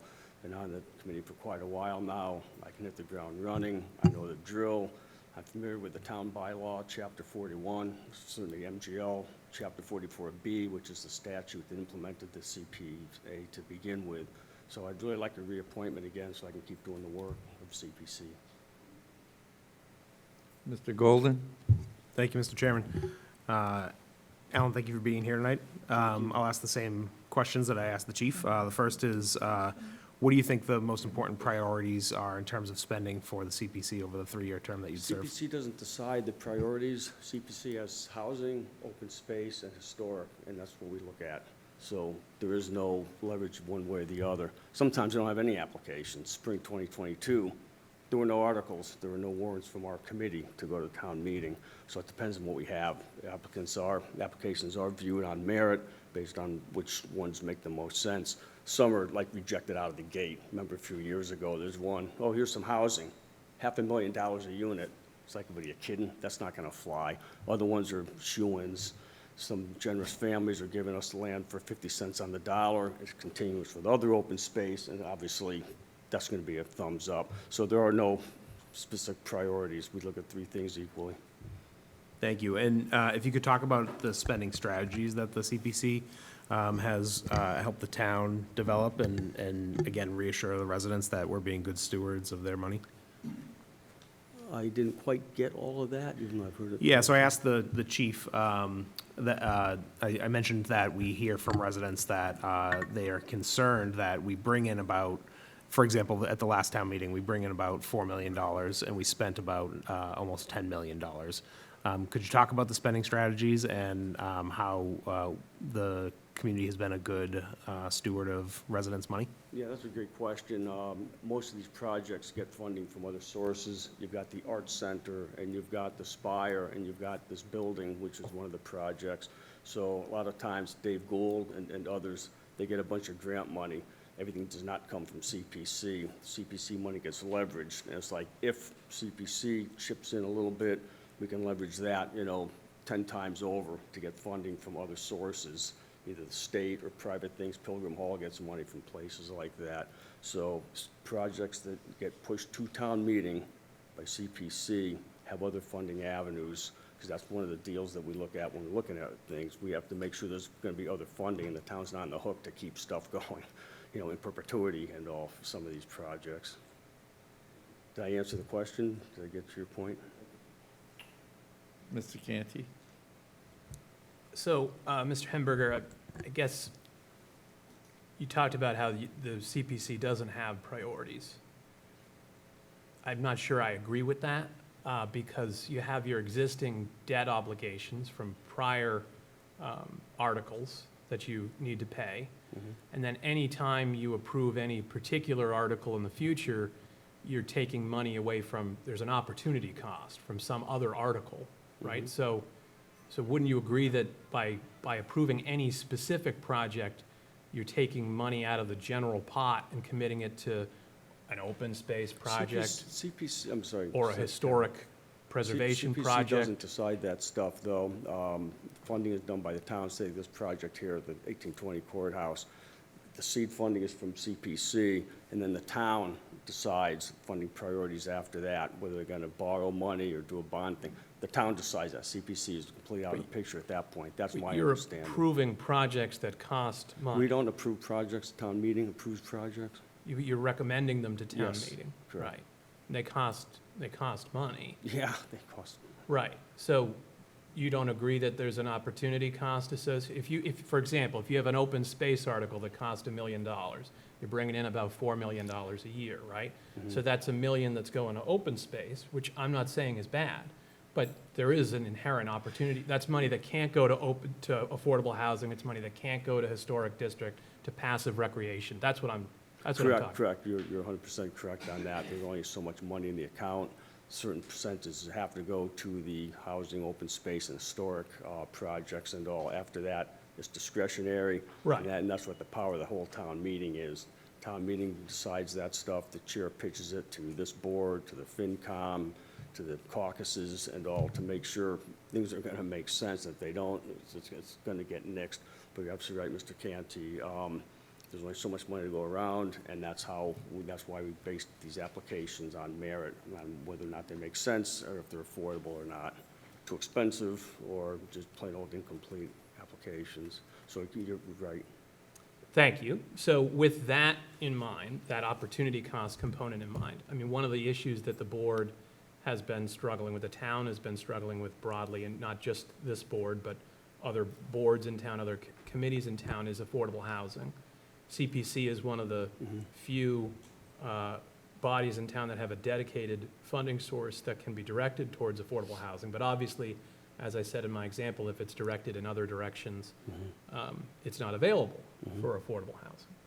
So with that in mind, given the housing crisis that the Commonwealth is dealing with, as well as the rising costs of living in Plymouth, do you envision, if you were to be reappointed, that affordable housing would be a priority for your next term? Or would you be still looking at things as a level playing field on a project-by-project basis, individual merit basis, without any of those larger policy considerations taking any impact for better or worse? The housing thing is huge. I'm reading a book from 1940, and they're talking about this huge housing crisis in Iowa in 1940. Housing is always going to be a crisis. We're always going to have issues with the thing. Housing is extremely important.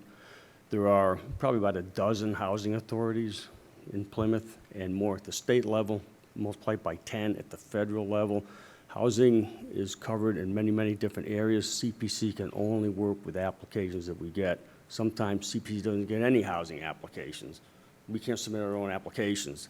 If we don't get stuff from the Habitat for Humanity or Plymouth housing groups and stuff like that, there's nothing we can do. If we don't have an application, there's nothing to vote on. So we need the housing authorities to submit applications. We don't generate applications.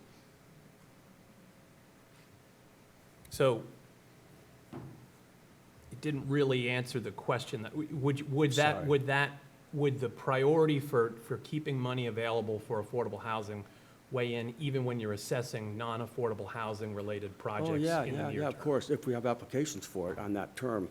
CPC applications go to town meeting twice a year. Okay. If there's nothing on the table for that voting cycle, we probably won't consider it that much. If we have housing applications, it certainly will take precedence. I suppose the committee could keep extra cash in and not go through with a viable project, hoping that someone submits a housing application. But Could. we kind of do stuff by that period. Here are the applications for this voting cycle. Here's what we're going to vote on. Clean slate. Town meeting comes up for the next session, and here's the applications, and we, hit the start button again and go from there. Okay, thank you. Mr. Mahoney? Alan, good seeing you this evening. Thank We've you. served on the Thank you. Community Preservation Committee for years. So if we go back 2 months in time to spring town meeting, it was kind of a unique cycle. So there was... I'm not sure if I remember, but keep going. Okay, all right, let me fill in the blanks. So I'm hearing about affordable housing from multiple individuals to my left. So you're correct. We recommend articles to the legislative body, and we recommended 3 of them, all for affordable housing for a combined $8 million, which is a significant investment. The problem is that the version that the committee recommended to town meeting in all 3 instances wasn't what the legislative body voted on. They all changed in between the vote and arriving on town meeting floor. One of them was so bad that it didn't pass legal muster, and the committee has already voted to resend that one to October town meeting. So I guess my question is, if you were reappointed, what changes would you advocate for so that that situation would never occur again? You kind of lost me at the very beginning, John. I was there for the whole thing, but what do you mean by legislature? We didn't go through the state for any of this stuff. Our Congress, town meeting is our legislative body. They are the Congress of the local government. Check. That's what I mean by that. Okay. So we recommend articles. We recommended in April more than 3, but there was 3 specific to affordable housing with a combined value of $8 million, that the version that the committee voted on was not the version that town meeting saw and voted on. And one of them was kicked back, and the committee has already agreed that we need to resend it to October town meeting with accurate data. So if Was that the one where things did or did not go to the Sustainable Housing Index? Is that the one you're talking about? That was a different one. That was another problem. But specifically, I'm talking about the $960,000 Court Street initiative. Oh, yeah, Veos thing, right. So there was a failure and there was a breakdown in process. And Well, probably wasn't the first time, probably won't be the last. We can learn from our mistakes and go from there. I mean, these things happen with your board all the time, with everyone, so I guess, So if John, there was- hopefully learn from our mistakes. so you would support, if there was lessons learned and improvements suggested where we could ensure that that didn't happen again, you would support those improvements? Oh, yeah, heck yes, of course, yeah. Especially with your help. You've been the rep on the committee for quite some time. That's invaluable to all of us, so we thank you for your efforts, John. Okay. Yeah, of All course. right, Alan, thank you. Any other questions? Someone going to ask about what improvements might be done with CPC? Can I ask my own question? Just real quickly, CPC's got to do a better job of branding itself. Everyone says these projects are CPC projects. They're really not. CPC pushes them to town meeting. Town meeting decides whether or not it's going to go through. When it gets approved at town meeting, someone else drives the bus. Someone else is the project manager. CPC doesn't approve the final funding. CPC doesn't run projects. someone else runs this and the spire and the open space and everything. So we have to do a better job branding ourselves, that we're just sort of go-betweens on things. Sorry for the intrusion. Thank you. All right, thank you. Mr. Cohan?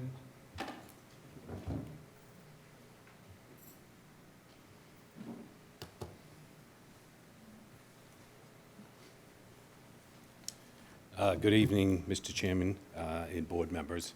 I know I have a tendency to talk too much at different times, and I tried to sit down and write some remarks and state them. But I feel I have to, when I sat down, it was hard to kind of think about the 23, 24 years of service to the town in this capacity, and I started to think about all the people I've worked with in the past. That really comes to something that I've been committed to in this capacity, and that is the work that we've done for not only saving open space, building parks and recreational land around the town of Plymouth, building affordable housing, and preserving historical landmarks. As I go through that period of time, I start to see the thousands of acres that we've preserved and the millions of dollars of grants that we've been able to achieve by working with different boards and committees, state and federal agencies and delegations to find the necessary funds to maximize the effect of the Community Preservation Act. I believe my institutional knowledge around these events has served the town well. The hundreds of affordable housing units that we've been able to build, there is a crisis in the community. The good news is that people are talking about this issue for the first time with a great deal of energy, and we're seeing enthusiasm on the application front. That's an improvement that we've seen based on the work that we've done in the past and what we're seeing now in the future, the opportunities that are opening up. This is not a local crisis. It's not a state crisis. It's a national crisis. And we are trying to do our best to adjust to that reality. And in our past town meeting, yes, there were some errors, but the enthusiasm of the committee to get these articles to town meeting was pretty intense. I know in the future, we hope to, and already have started to adjust our application process to create deadlines that just happened last week for fall town meeting, giving the committee months to deliberate with applicants to avoid any inconsistencies in informational presentations.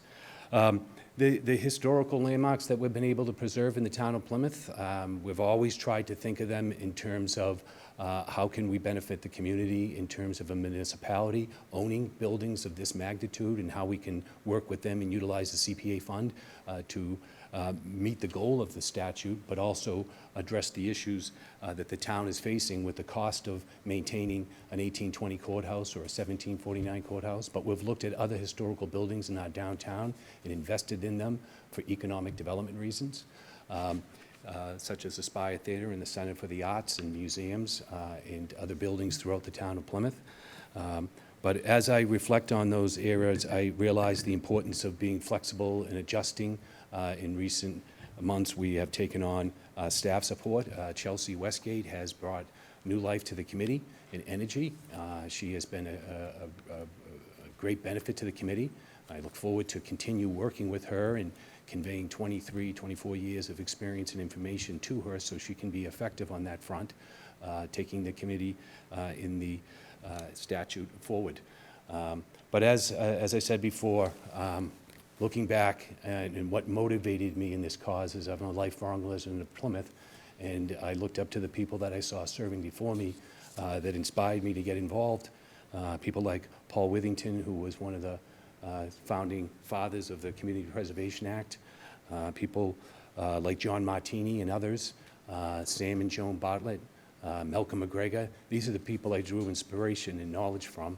And I would like to continue serving the town of Plymouth in this capacity, and I thank you for your attention. Thank you. Any questions for Bill? Mr. Canty? Mr. Blitzer, then Mr. Golden. Thank you, Mr. Cohan. First off, thank you for the work that you've done over the years. Prior to my election to the select board, I was on the FinCom for 9 years, and sat through more of your presentations than I can count at FinCom meetings and caucuses. towards the end of the circuit, they get a little old, but that's not your fault. I go to too many caucuses myself. I guess my two questions for you are sort of two sides of the same coin. In the 20-plus years that you've served on the Community Preservation Committee, what do you think is the biggest accomplishment that the committee has achieved and why? I think one of the biggest achievements that we have is that this is one of the most relevant and important committees in the town of Plymouth in terms of our proactive capability. I think that I always saw the Community Preservation Act as an educational tool to change the minds of the residents of Plymouth that we can make a better Plymouth by working together, utilizing this funding source to maximize the importance of housing, historical, and open space as they relate to the town of Plymouth. So I think the greatest achievement of the Community Preservation Act, yes, there's thousands of acres, historical building, affordable housing, there's much work to be done in the future, but really it's the impact that we're having with the residents, reaching out to the individuals who are paying for this and explaining the benefit. That's why it's so incredibly important to maximize the impact of these dollars. We only get a certain amount of money in match from the state, and that number has been going down. We're seeing a historic low number as we speak, and one of the things that we've been trying to do is increase our game and activity around grant writing. We have to let the residents know that what money they're putting on the table, we're maximizing. For every dollar they put on the table, we're putting nearly $3 coming in from grants from other resources. So it's really important to explain to the residents how their taxpayers' monies are being used and how they're benefiting the community. So I do see it as an educational tool. I don't believe that there's enough money there in CPA to solve all the housing, historical, and open space components of our town, but if we use the money strategically in an educational way and maximizing its effect by partnering with as many different organizations as possible, by osmosis, the residents learn the positive attributes of the CPA. Thank you. And the other side of that coin, this is not so much about the Community Preservation Committee, but you and your role, whether as a chair or as a member of the Community Preservation Committee. What do you think is your biggest weakness in that role, and what is your, if you were to be reappointed, how would you improve upon that in a subsequent term? I guess my biggest weakness is, I guess in the recent months I've been humbled by the experience of having the honor to serve the town for 23 years, looking at the achievements of the Community Preservation Act, knowing there's work to be done, and the only way I'm going to be able to be effective on that level is to find partnerships with people, open up dialogues. I think right now, not only here in Plymouth, but across our country, the dialogue has deteriorated where we're not exchanging and communicating as well as we could be. I think I've learned that the most important thing in this process is to maintain open lines of communication so we can work constructively. So I see that as a weakness that I had, and I'm working to improve it. Thank you, Mr. Cohen.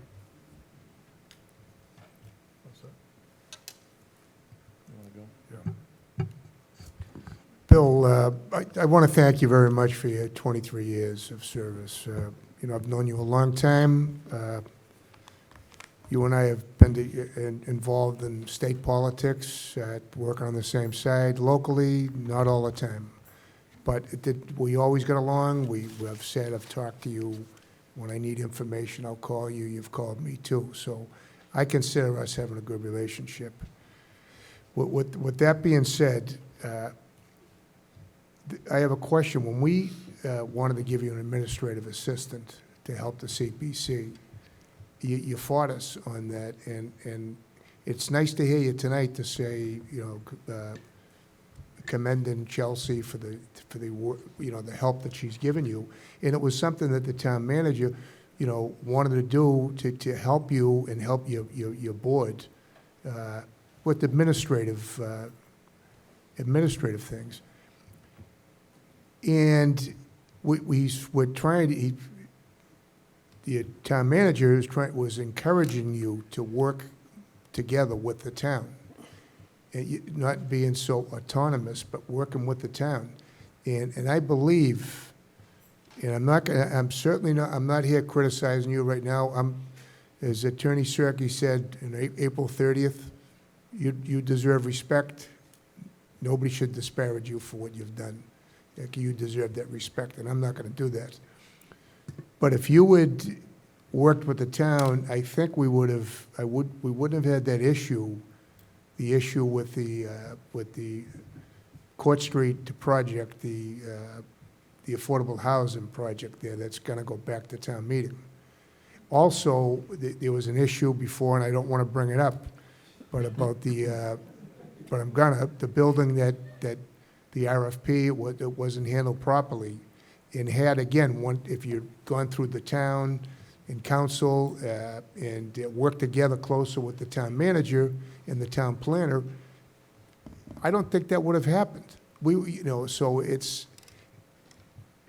it's just, I'm sad to see that, those issues happen to you because, you've had 23 years working hard for this town. But as, again, Attorney Cirque, who comes before us all the time, and I respect him, on April 30th, and I'll use his words, you do not disparage him, simply just don't reappoint him if that's how you feel. So I'm going to take his advice tonight, and I've already told you anyway, you asked me about the reappointment, and I'm not going to do it, but it's not because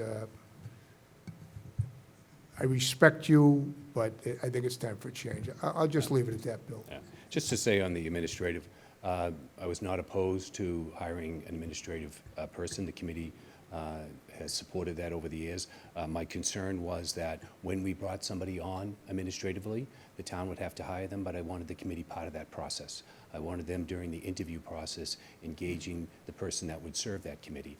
I felt it was important because I wanted to make sure people understood that we are a funding entity. We fund applications. The town is an applicant on that process along with other people in our community. We wanted all applicants to be treated equally, and we felt that if we were involved in this process, we would have achieved that with the new administrative person understanding that no application has a leg up in this process. Everything is seen equally, and we were told very early on by council years ago that we wanted to treat all applicants equally, whether it's a layperson in the community or an organization or the town of Plymouth, because if someone felt that they were not being treated equally, the town could be put in a legal circumstance that would be difficult.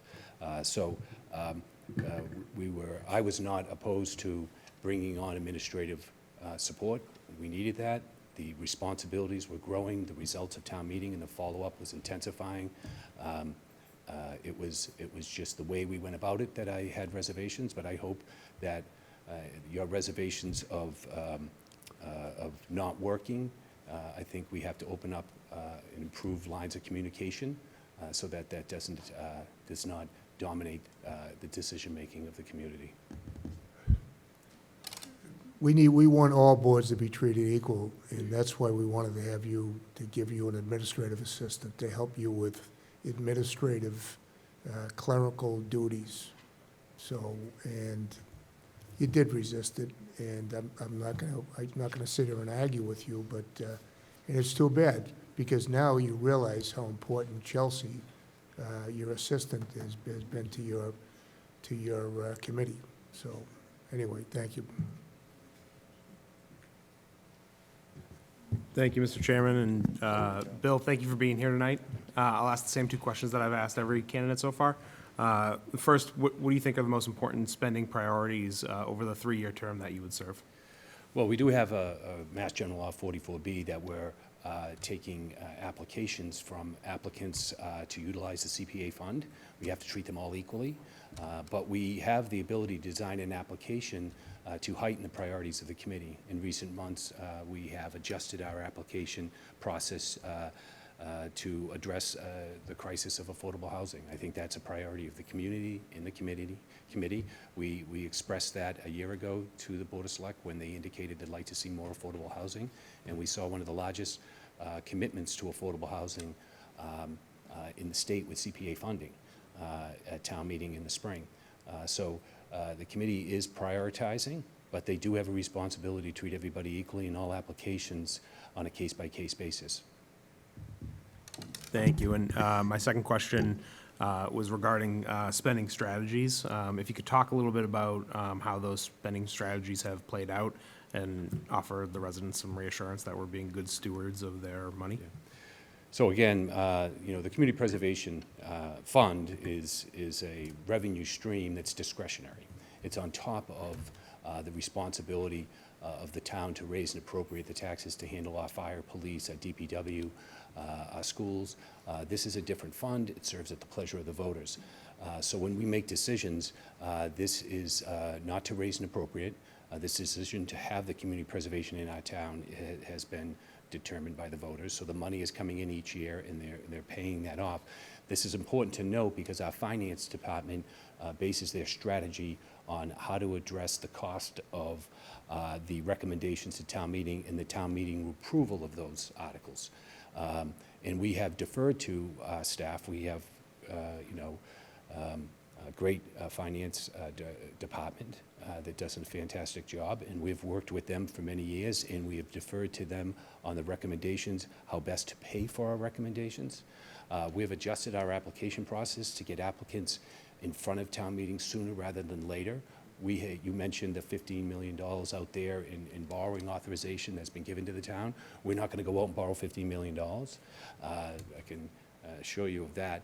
Under the advice and direction of the finance department, we will pace ourselves with our applicants because some of these applicants are a year out from putting a shovel in the ground to do any work, which gives us time to start moving money into the appropriate locations so not to borrow too much. We will have to do some short-term borrowing, but when the short-term borrowing happens, like when we did the work at this building to build it, we shifted our priorities to pay off that debt as soon as possible and work with the application to move them to a future town meeting. Most applicants are accommodating to that, so it's a strategy of getting applications in front of town meeting, working with the finance department, staying away from as much short-term borrowing as possible, and moving available funds into position to handle costs as they come in. You'll see articles at town meeting where we're simply just moving money into reducing the borrowing authorization that town meeting had given us in the future. We're always going to town meeting with these articles, reducing borrowing, so we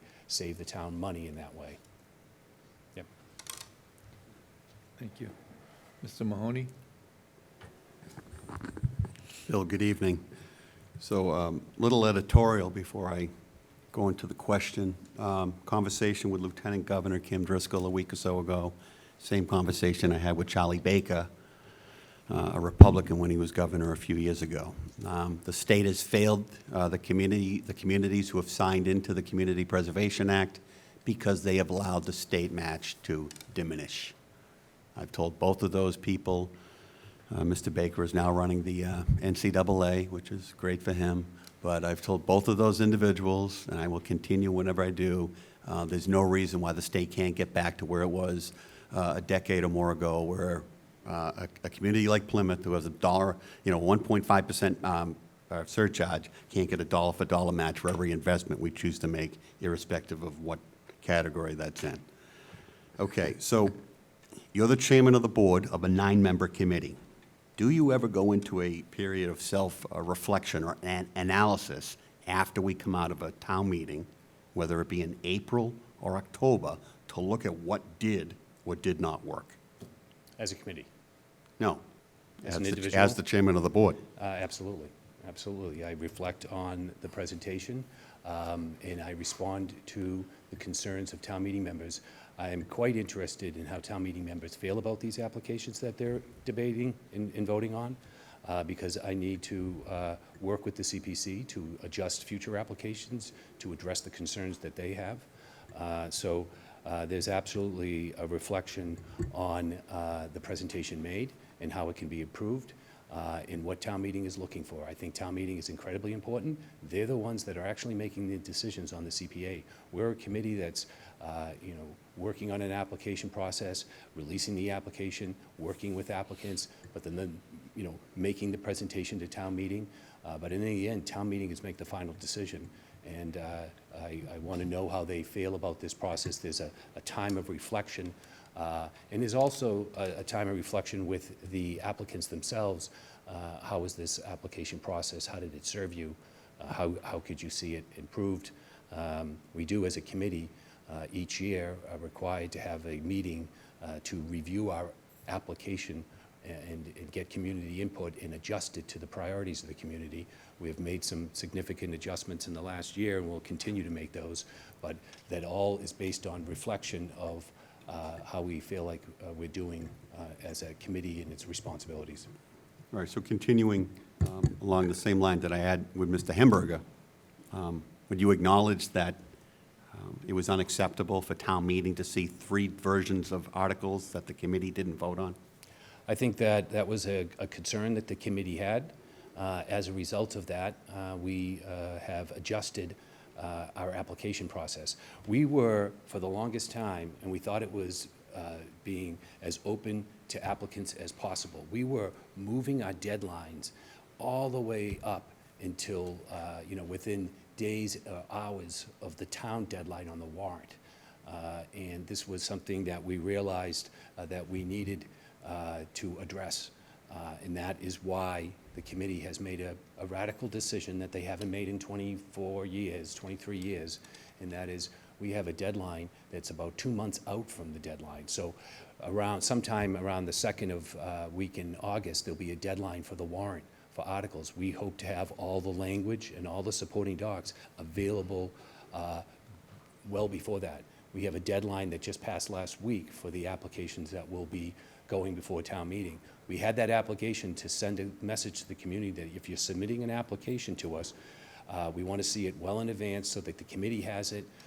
We can have it combed over by a committee and have the appropriate public hearings and the appropriate time to digest that information, because the errors that we saw at this most recent town meeting were as a result of, having that deadline out quite far. So we had to make decisions and then move it to town meeting very quickly. Yeah, but, so why is it relevant to a deadline and not the content of data that was in the application? Well, I think the longer the time we have it and the more eyes on it, I think we're going to pick up these inconsistencies. There was an application that we received for Red Brook. It came in within days of the deadline, and the committee met days before the town warrant deadline. So we were, as a committee, taking on a lot of effort at that time. In the past, that had served us to keep the application process as open as long as possible to get your ideas to the committee. But what we found recently was that accommodation was putting the committee and the town at risk, and that's why we've greatly increased the deadline. So now when the application comes in, we have more time to look at it, more eyes to look at it, more discussions about it, so we can pick up these things. So what changes would you like to see brought forth in the future that would prevent this situation from happening again? Well, I think that that's the line that I'm most focused on right now. The two things I'm focused on, and that is improving the application process to allow ample time for not only the committee but staff to review this material, so making sure whatever articles we submit to town meeting we've crossed our T's and dotted our I's, but also looking at our administrative support that we have and utilizing that talent there with Chelsea Westgate and her efforts. So those are the two things that we're focused on right now. Thank you. Any other questions? Thank you, Mr. Cohen. Thank you. Thank you. Is Joseph Lally here?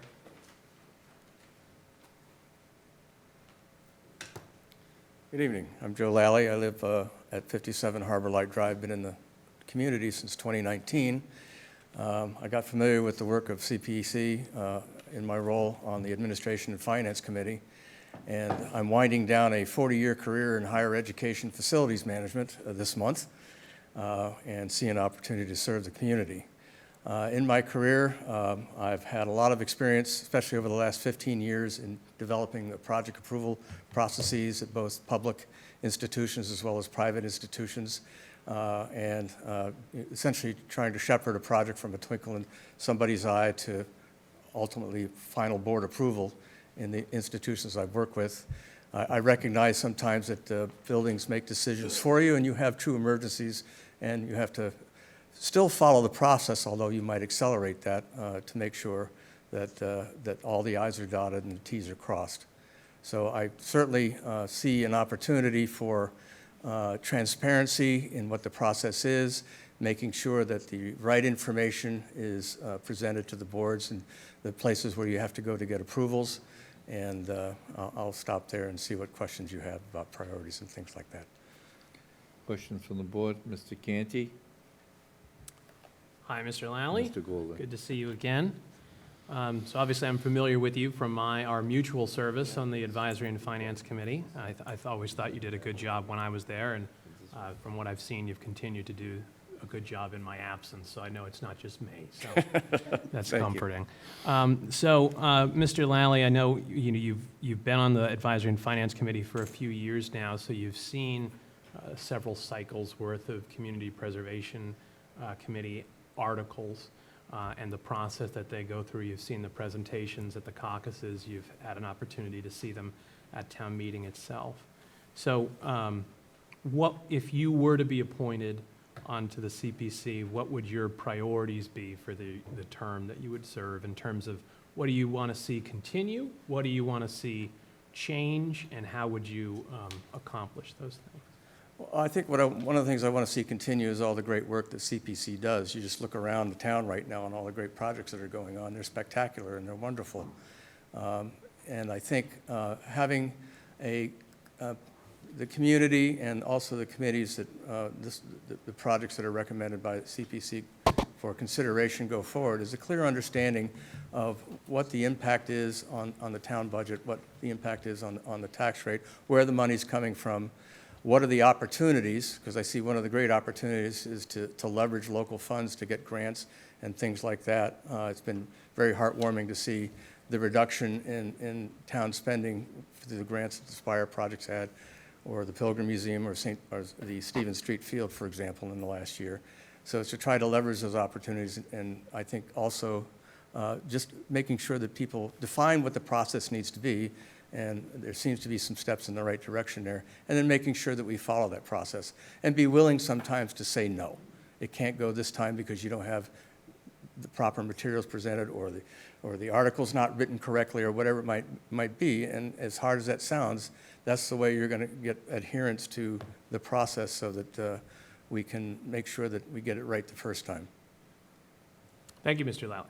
And then also just make sure that we're adhering to what the objectives of the committee are, which is around historic preservation, conservation, and affordable housing, and making sure that we apply those tests to the projects that are brought forward to CPC and then sent on for further consideration by town government. Thank you. Thank you, Mr. Chairman.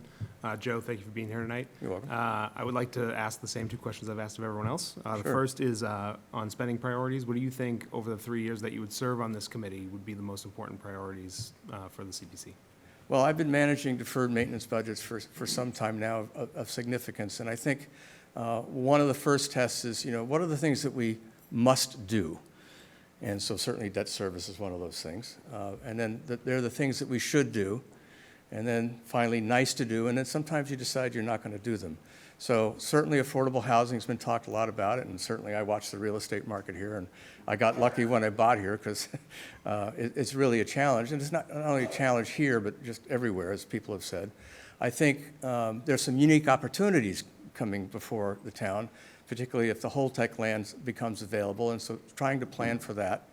And then also what remaining historic preservation opportunities are there to take advantage of those. And again, particularly with old buildings, sometimes buildings make decisions for you, as I like to say in my business, and you have the example of the Pilgrim Museum where the roof started to leak, and there was a lot of assets and irreplaceable assets in the museum, and sometimes you just have to be opportunistic, or you're forced into making a decision that may bump something up to the priority list. But it's not done in a vacuum. It's done, collaborating with your colleagues to not only make a decision, but share the rationale behind that decision when you bring it forward. Thank you, and I'm very interested to hear your thoughts as a member of the Advisory and Finance Committee and someone who's worked with very large budgets over the course of your career, what your thoughts are on the current spending strategies that the CPC employs, and if you believe so, could you offer the residents some reassurance that we're being good stewards of their money? Well, I think stewardship is the name of the game, and it's really, it's just when you think you're communicating enough, I've learned over the years, you have to communicate some more. So I think people have to understand where the money's coming from, how it's being used, how it's consistent with the charge of the CPC charter, and put it in that context. And I also think establishing metrics. So I remember one time, I think it was on the museum thing, well, what's the cost per square foot? That wasn't available. In my business, that's a key metric for that kind of project. Or in the St. Stephen Street thing, you know, cost per acre. I mean, you need to find out relevant metrics to apply to a project and compare it to what else is going on in the outside world. Because construction costs have been going through the roof, literally. Any other questions or comments? Thank you. Thank you. Len Levin?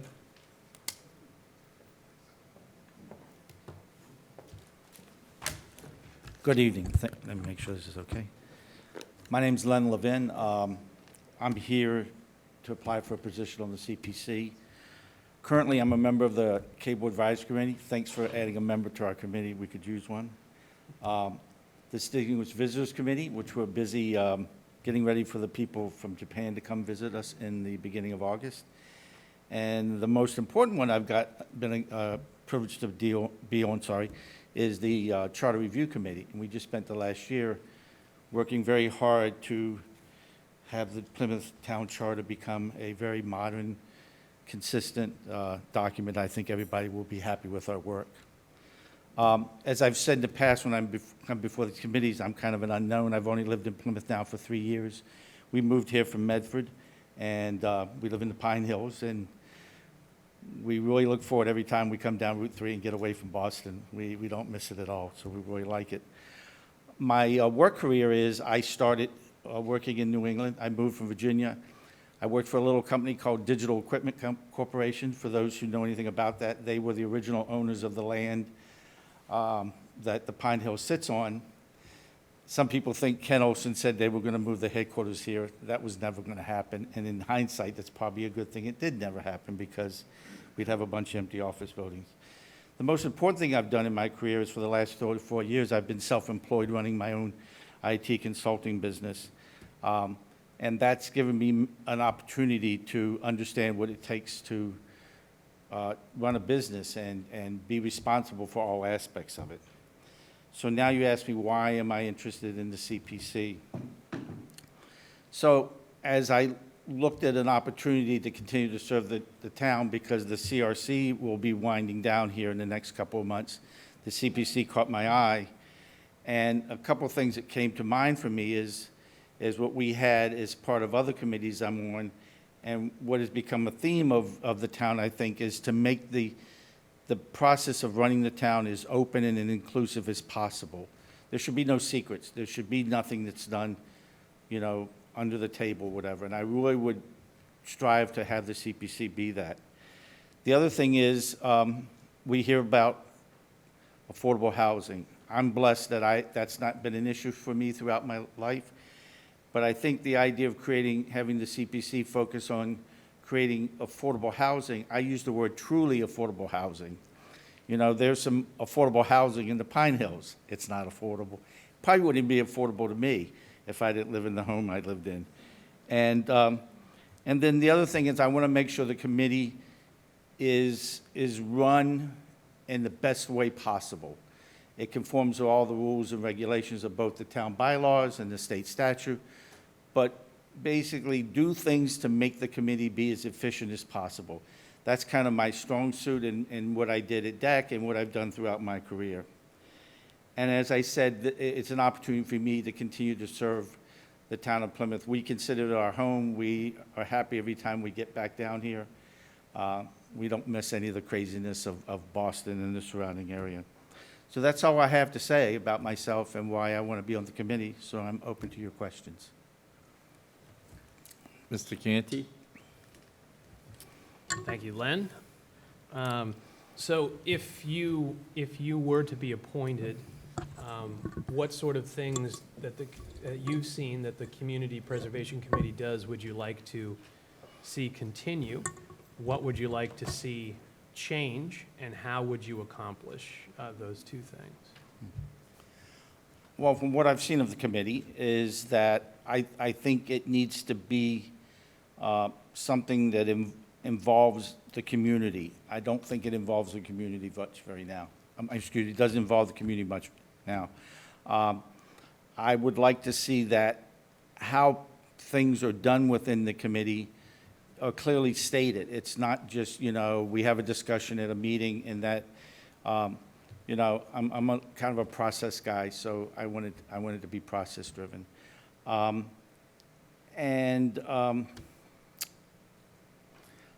just think, again, it's an evolving process. There's nothing that you do today that always works for tomorrow. You may have to evolve it. You may have to change it. You may have to adapt to the times and the situations. So it's not one size fits all. So I think that that's important, that we be flexible and clear about what it is our goals are and how we're going to arrive at them. I hope I answered your question. You did. Thank you. You're welcome. Mr. Golden? Thank you, Mr. Chairman. Len, thank you for being here tonight. You're welcome, David. You know my two questions, I'm sure, by I know now. your two First, I'll ask questions. about spending priorities. I've been Googling the answers the whole time. No, I'm just kidding. So what do you think the most important spending priorities will be for the CPC over the 3 years that you would serve on the committee? The housing is important. I think we hear about it at all aspects of our lives, and somebody said it's been going on for decades, as far as I can remember. So I think whatever we can do to use that money that our citizens have entrusted us with, to use it to the best. Would it be great to fix a park? Would it be great to fix a building? Yes.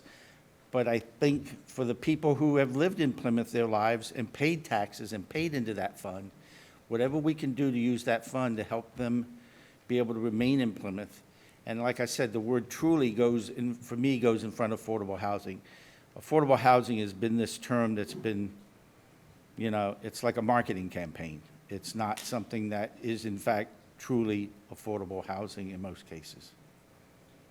And then your other question was? Thank you. My next question is on current spending strategies employed by the CPC. You've heard how those strategies have played out, so I'd like to know your thoughts on the current spending strategies, particularly surrounding borrowing. And if you believe so, if you could offer some assurances to the residents that we're being good stewards of their money.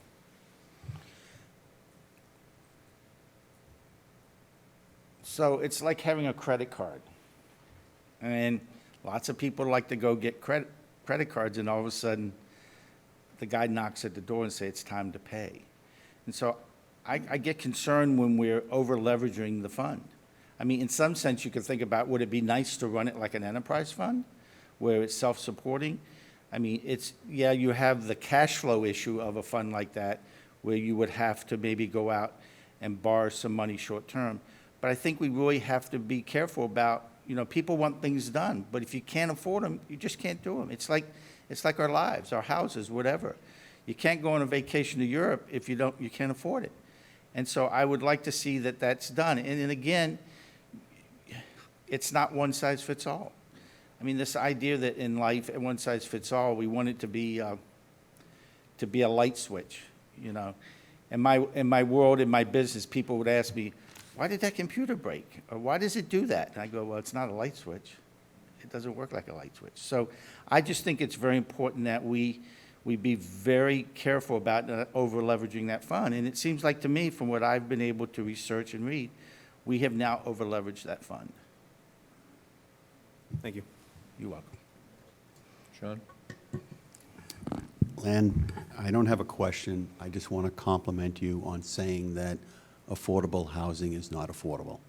So it is effectively, you said, a marketing campaign. Yeah. That term is a soundbite, which means nothing. Right. technically it means we are creating unaffordable housing. There has been no discussion about what the variables are that actually go into true affordable housing. Right. I mean, oh, I'm not, but I mean, if you look at, what was done last year at town meeting in Red Brook, the effort by all the parties, not just one person, not just the town, not just the CPC, but by all parties, created truly affordable housing for people to be able to, that have a lower income. And that's the kind of projects that we should, all the different bodies and departments in this town should strive to try to create and use the CPC money where it can help create those opportunities for truly affordable housing. That it? Okay, thank you. Thank you. Mr. Levin. Mr. Provenzano? Welcome.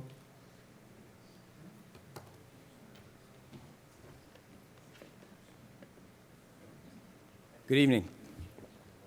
Tony Provenzano. I'm a resident of Plymouth. I live right up the street, Seaver Street. I've lived there for nearly 40 years, lived in the town since 1985, practiced law in the town since 1986, and have been involved in one way or another in town government pretty much from the beginning. Spent 6 years on the Finance Committee, chaired it for 3 years, Historic District Commission, 10 years on town meeting floor, and 6 years on your board. Have been involved in not-for-profits, currently on the board of the South Shore Community Action, currently the president of the Plymouth 400 Legacy, and I would welcome the opportunity to serve the town again on this board. And before I just blather on, I will entertain your questions. Mr. Canty? Thank you, Mr. Provenzano. So obviously, with your experience, not just on the select board, but throughout town government and as just a member of the community, you've had an opportunity to see the CPC through the years. Yes. Maybe things that have worked, maybe things that didn't work as well. So if you were to be appointed, what does the CPC do that you would like to see continue? What does the CPC, what are they doing right now that you'd like to see change or not doing that you'd like to see change? And how would you accomplish those things if you were given a 3-year term tonight? Well, certainly the CPC has done some amazing, marvelous things in this town. We're standing in one of them. And certainly in the area of historic preservation, they've done a marvelous job with the downtown. Now, having said that, when I was on your board, there were things that I actually voted against when they were brought before the board. So I'm not a rubber stamp or a yes vote for sure on many things. We've purchased quite a bit of open space over the years, and I've been involved, again, when I was on the board, reviewing those processes. I think the biggest change, though, is process. I think that a more transparent process would serve you and serve the town and serve the town meeting well. So I think the biggest change that ought to be considered is a more open, a more regular process. The CPC should be a creature of the town government and should receive much more consensus from the broader town government, in my opinion. Thank you. Mr. Golden? Thank you, Mr. Chairman. Tony, thank you for being here tonight. You probably have it already prepared, so I'll ask you my 2 questions. The first is on spending priorities. What do you think the most important priorities are for the CPC should you serve in the next 3 years? Well, currently, I think the clear consensus from the community is that we should be looking at affordable housing, and I'm appreciative of the fact that affordable housing is something that is, in some ways, a catchphrase. The state certainly looks at it one way. The state looks at what an affordable housing unit is and counts those beans, and until we have enough beans in the jar, they essentially take a lot of our planning ability away from us. So I think that when we look at affordable housing, we should be looking at it in a way that leverages the funds that are available to us to get as many of those units on that, you know, are affordable to the extent that something is truly affordable, but also that moves that needle so that even if you think that we'll never get to 10%, that we at least take an effort to go in a forward direction and not stand still. Thank you. And if you could talk a little bit about the current practices and if you believe so, in terms of spending strategies. Well, I think the spending strategy you're alluding to is debt and the use of debt. And the only observation I would make is that when you exercise debt, you not only take away from the future revenue source, you take away the discretion of the future board. I mean, basically, your hands are tied. You've spoken for the money, and now you perhaps lose the opportunity when it arises. Now, there are some times when debt makes sense. If you have an opportunity and it's something that is here today and is not going to be here tomorrow, and it's beyond the current revenue stream, it's not necessarily a bad thing, but it has to be done very, very carefully because you're basically robbing from tomorrow and you're robbing from the future discretionary decision makers because their hands are tied. Thank you. Any more questions from Mr. Provenzano? See none? Thank you. Thank you, gentlemen. Mr. Mahoney. Just a point of clarity on the overall debt the CPC is currently carrying. It's, I believe it's 5 projects combined, $13.5 million, but right now it's only $6.5 million. There'll be a $3 million affordable housing that is not due until July 1st of '25, and then there's a $4 million affordable housing that's not due until July 1st of '26. So the current exposure is $6.5 million, with $7 million due in the next year or two. And the finance director has done extraordinary work over the last decade or so, providing us with the opportunity to multitask and never missing out on opportunity. Thank you, Sean. That being said, I'm going to bring it back to the board for conversation or comments because this was, we had a lot of applicants. We had many letters. So let me just bring it back this time. Mr. Canty. Thank you, Mr. Chairman. So, first of all, as we have in recent weeks when we've been appointing people to boards and committees, this is one where I think one could make a case for each and every of the applicants in one way or another to be appointed to the committee. So I'm very grateful to have the opportunity to choose from a field of qualified candidates.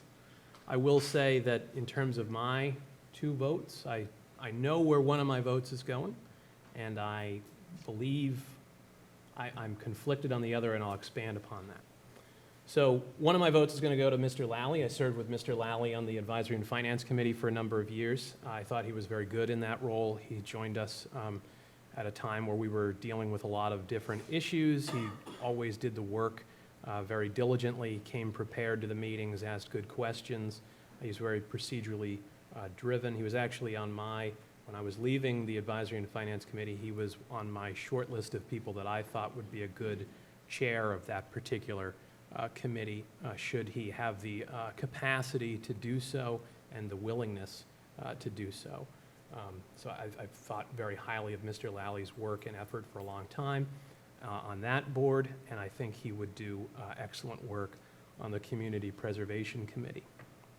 As to my second vote, I have, in the last 10 years, had a lot of opportunity to interact with Mr. Cohan. And I think that he is one of the hardest working, if not the hardest working volunteer in the community. I think he prints all of the pages and hand numbers them in the books that he hands out. He goes to select board meetings. He goes to FinCom meetings. He goes to all the caucuses that he can. If he can't go to one, it's not for lack of trying. I went to 9 caucuses this past cycle, and that was daunting and exhausting. It was more than I'd ever been to in the past, and I know Bill goes to more routinely. I joked earlier that his presentation gets very repetitive as it goes on. It does for those of us that are following him along in the circuit, but I understand that every presentation is someone's first presentation, so I don't hold that against him. He's accomplished a lot in that role in that time. A lot of open space and historic projects have been preserved that wouldn't have been. I think, as has been pointed out by other folks, we're literally sitting in a building that Mr. Cohane and his efforts helped not only to preserve, but also fund the reconstruction of. And that is significant. But there are other things that give me pause. There was, of course, the most recent issue at town meeting.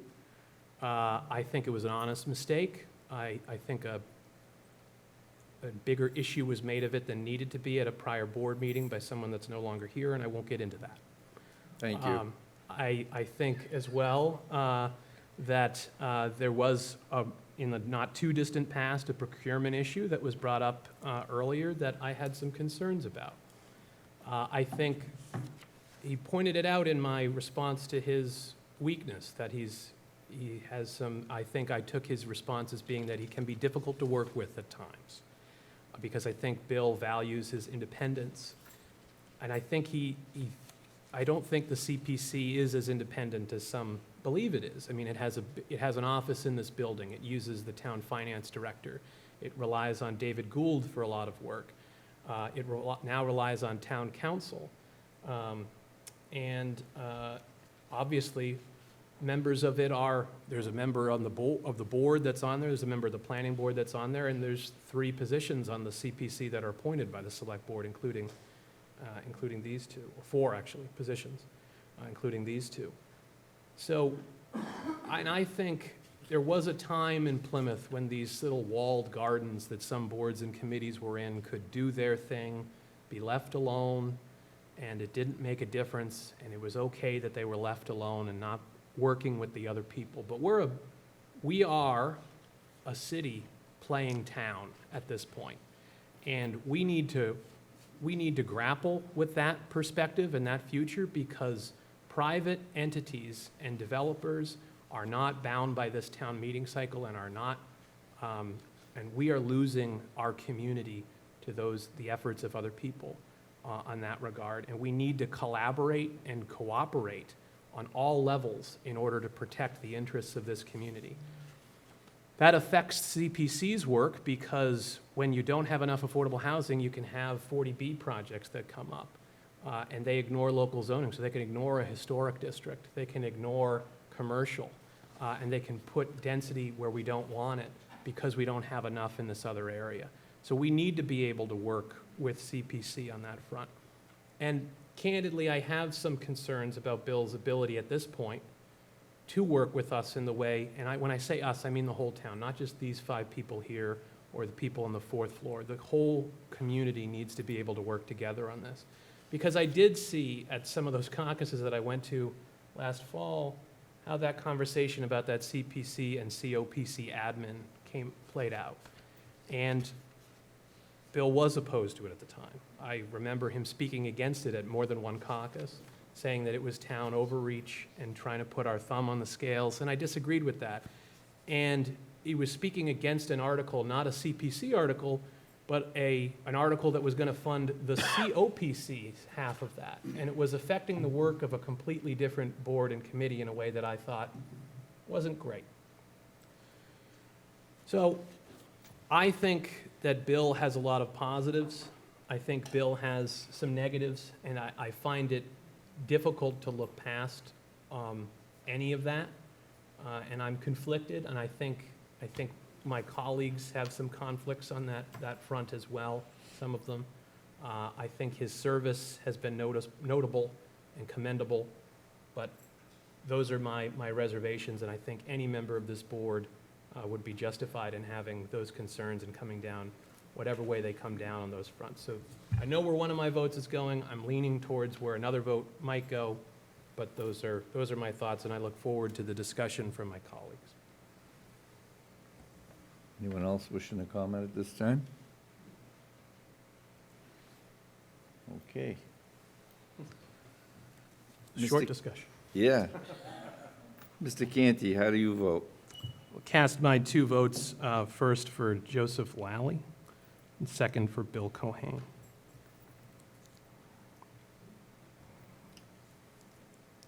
Mr. Mahoney? G. Edward Bradley and Anthony Provenzano Jr. Mr. Blitzer? I'm going to vote for Ed Bradley, and I'm going to vote for Mr. Len Levin. Mr. Golden? I'll cast my 2 votes for Chief Bradley and Mr. Levin.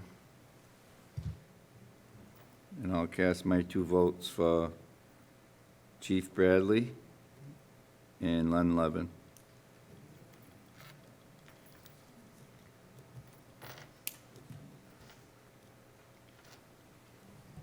So, Mr. Chairman, G. Edward Bradley and Len Levin have each acquired 3 votes and have been appointed to the Community Preservation Committee. And we certainly extend our thank you to everyone that applied and put themselves forward and giving us a field of qualified candidates. And we thank Mr. Hemberger and Mr. Cohen for your years of service to the community. Thank you. At this time, we're going to take a 5-minute recess.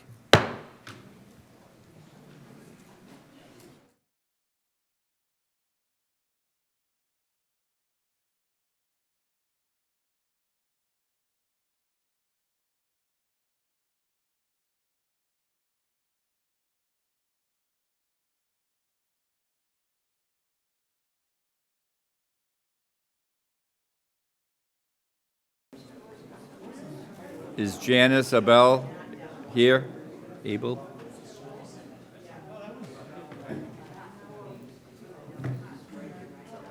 Maura Flaherty?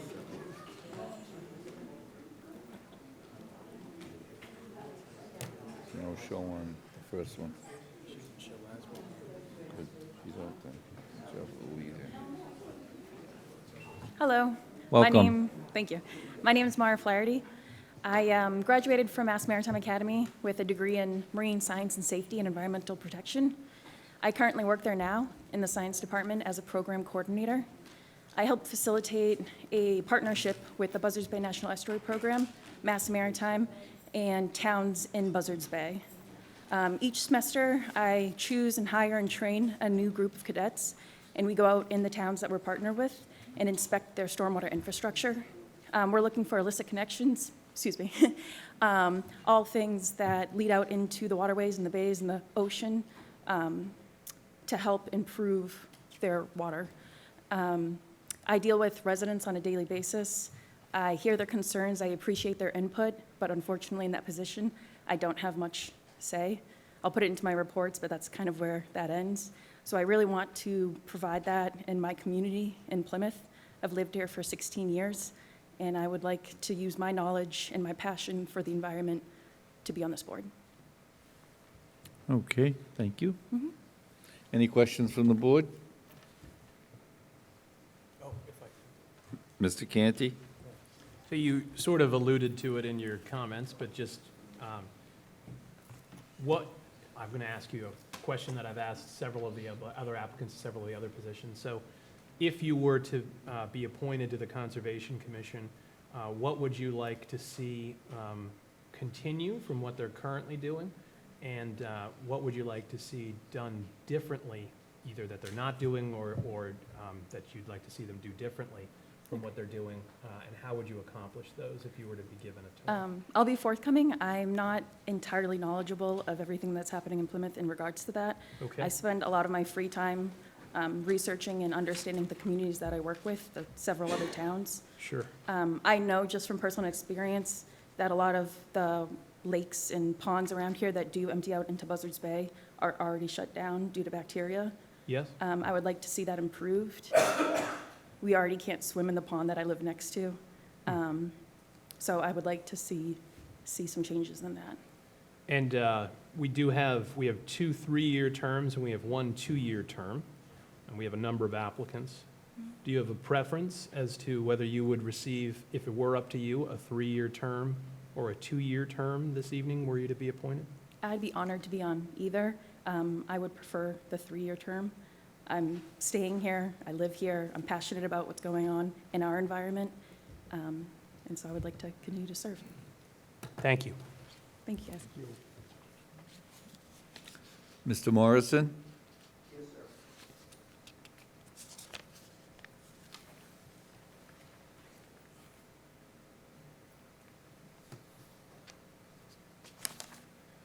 Walter Morrison, 9 Bloody Pond Road, in South Plymouth. I'd like to, first of all, get past the question of which term, how long. I'd like to apply for the 3-year. A year ago, I applied for the 1-year term. That was what was available. I was filling out the term of Ann Dunn. It's been a learning experience being on the Conservation Commission up to this point. I thought I went in with a fair amount of knowledge from my background in agriculture and in horticulture. I had to learn more. I've put in the effort, and I am well underway to getting certified by MACC. I have 6 of the 8 courses done. I need 2 more, and they are scheduled for this month. So I've fulfilled my commitment to trying to educate myself more. In addition to my background in agriculture and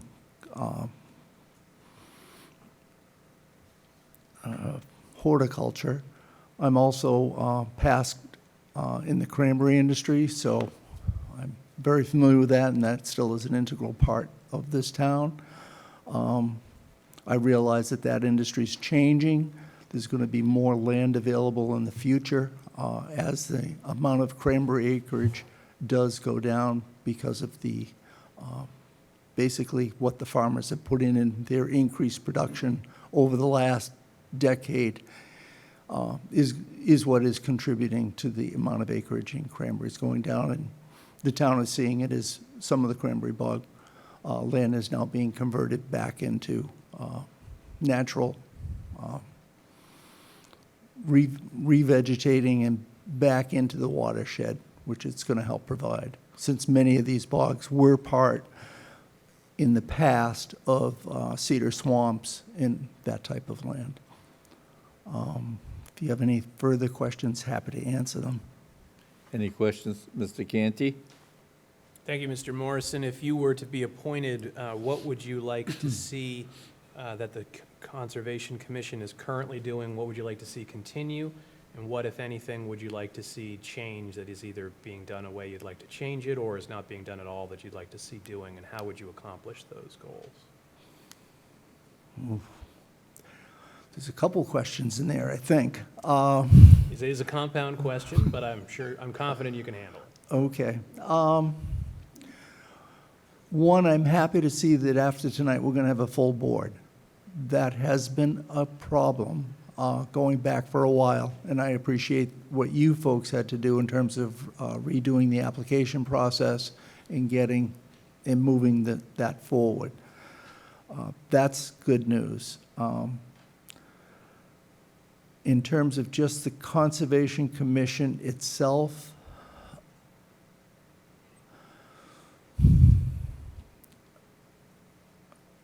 I don't want to be critical of other members, so I got to be careful how I phrase this. I would like to see more involvement with the individual commissioners in viewing properties. And I can also include in that staff visiting more properties than what is currently being done. I think it has been too dependent on engineering drawings. I think that it is valuable to see properties. I have made it a point. Every single freshwater property that has come up for discussion, I have visited in the last year. I will admit some of the ones that are along the ocean, which is our other, should we say, everything that comes before the commission is water predicated. Some of the oceanfront ones I have not, but I have made darn sure I've gone to the freshwater ones.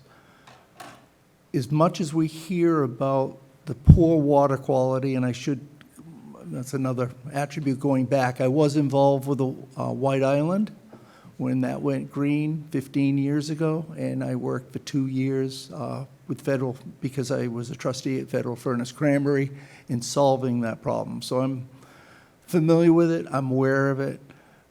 I'm also aware of what has to go into it to fix it. I realize that our biggest problem is what we can't do. And some of it involves other boards in making changes, particularly around fresh water. We have particularly in South Plymouth, with all the cottages that are being converted to year-round housing, they're allowed to stay where they are. If a property stays within the same ownership, the septic systems that are there are allowed to stay the way they are. It's a long-term problem that some of this, the Conservation Commission doesn't have the ability to get fixed. That isn't quite answering your question, though, because I don't know how to get it fixed. I do recognize that I think changes need to be made by others in the town in terms of how we are handling our septage in the pond areas where we do not have a sewer system going out there, nor can we realistically expect a sewer system to go out there. So some of these are open-ended. I don't know how to solve them personally, but I do see a need of still addressing those issues.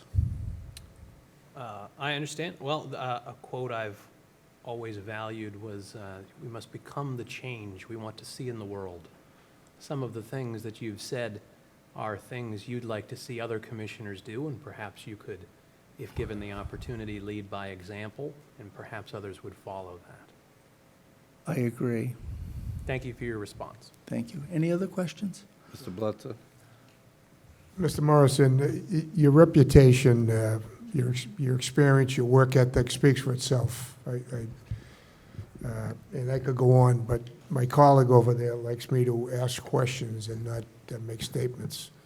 So my question to you is this board, I know you realize how important this Conservation Committee is to the town. You know, the environment, it's so important. But keeping that in mind, the conservation is not just an enforcement committee. It should be an educational committee, because keeping in mind that you're dealing with your fellow residents and taxpayers. And I just make sure you, and I know you get it, but I'm going to ask you anyway because I have to ask questions. People should be treated, the 2 R's, be reasonable and respectful, because they are fellow residents. And education, I think, is very important, that people understand the problem and why it's a problem. So, and not just you can't do this or you can't do that.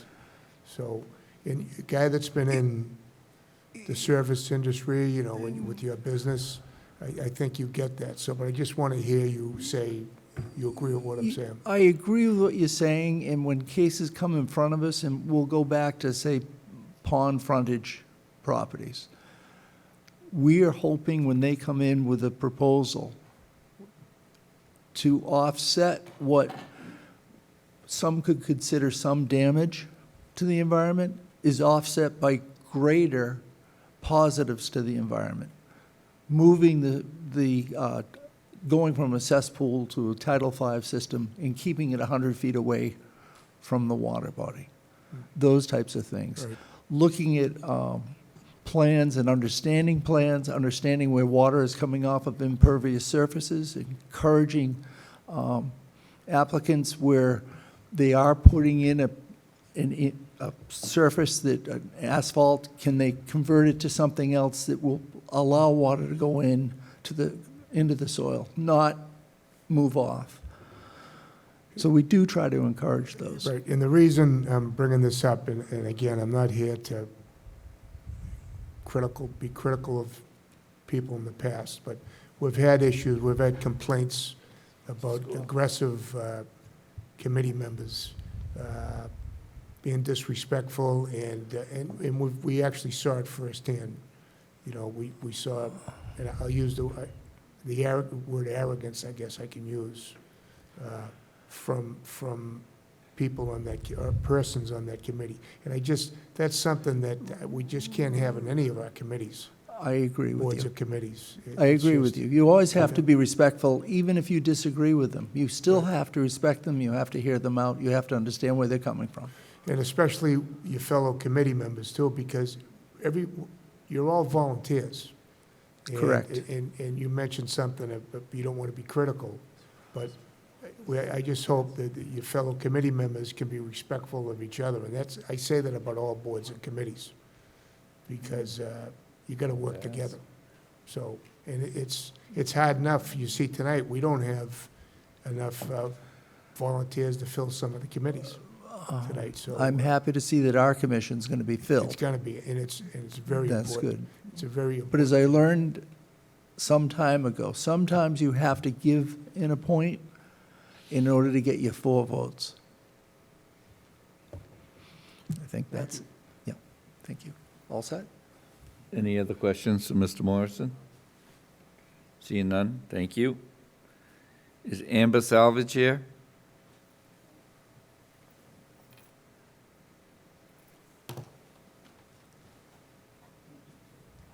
Good evening. My name is Amber Salvage. I was here like a month or so ago for the last position open, so I'm here again to reapply. Unlike others, I've only been in the town for a few years now. I hope to be here for many more years. I love Plymouth. It's a great community, and I want to be more involved. And I specifically chose the Conservation Commission due to my background in natural resource work. I worked as a shellfish constable and natural resource officer for 4 years for the town of Dennis on the Cape.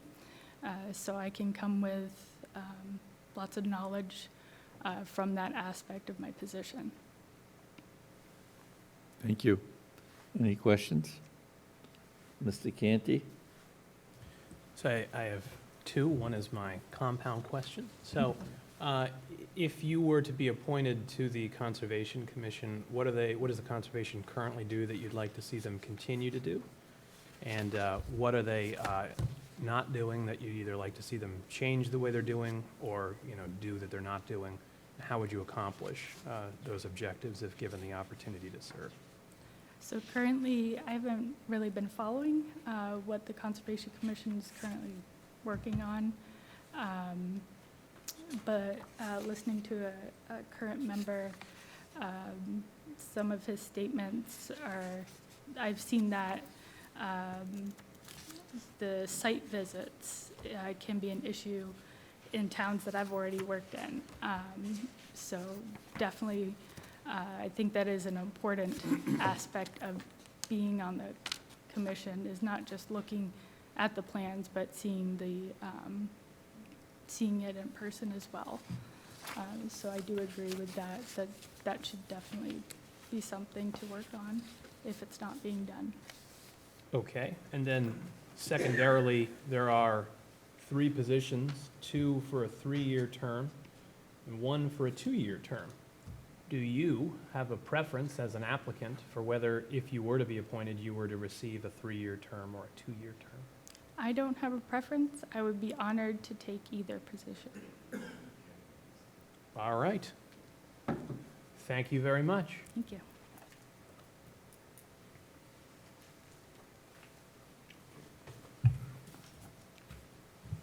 Any other questions? I guess not. Sorry about that. Just checking on something. Is Sarah Trainer in? Okay. So that's 2 no-shows. Yeah. We have, Just for the record, Yep. that's, number one, and Miss Abel, Miss Trainer, this is at least the second time for Miss Abel and the fourth time now for Miss Trainer just not showing up. So I just want to bring that to the attention. I just feel they're probably not interested. I don't know why they didn't pull the names, but anyway, thank you. Thank you. So we have 2 full seats and 1 vacancy, 2 3-year terms and 1 2-year terms. So we'll take the 2 3-year terms first, please. Mr. Canty, how do you vote? I will cast my votes for the 3-year terms for first Ms. Flaherty and second Mr. Morrison. Mr. Mahoney? Excuse me. Flaherty and Morrison.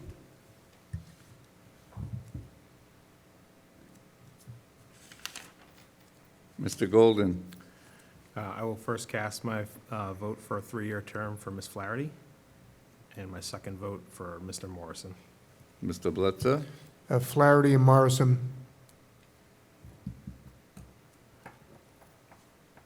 And I'll vote for Maura Flaherty and Mr. Morrison for the 2 3-year terms. Having secured 5 votes each, Ms. Flaherty and Mr. Morrison have been appointed to 3-year terms on the Conservation Commission. Thank you for your applications and interest and willingness to serve. So you want to make a motion for Amber? I would make a motion that we appoint Amber Salvage to the 2-year term. Second. Motion by Mr. Canty, second by Mr. Golden. Mr. Golden? Yes. Mr. Blitzer? Yes. Mr. Canty? Yes. Mr. Mahoney? Yes. And myself, yes. Unanimous. Thank you all. Congratulations.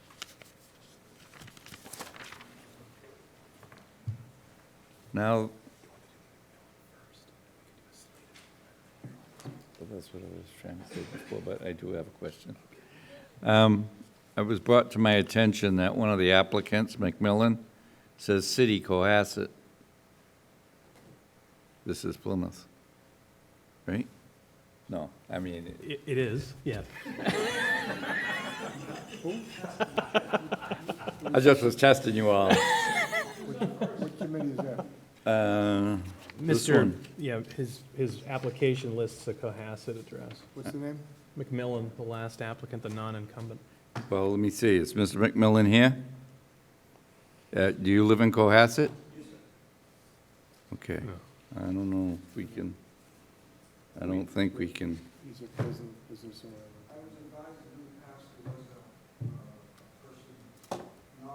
Look, I'll tell you what, please, come up to the microphone.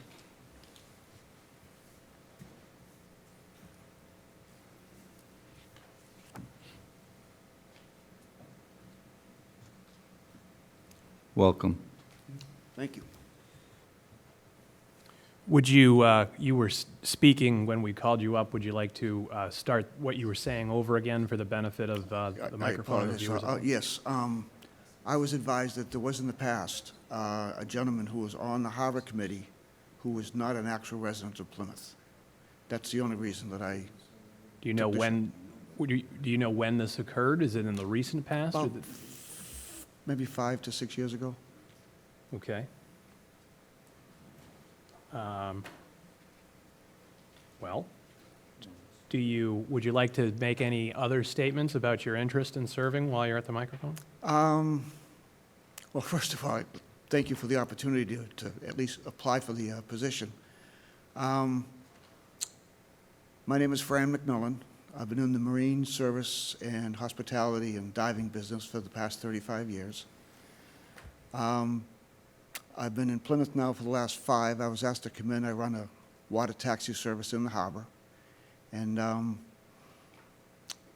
the Harbor Committee in this town is a very diverse group of people from all the different aspects of it. The shellfish, the fishermen, the lobstermen, and I just thought that I could contribute.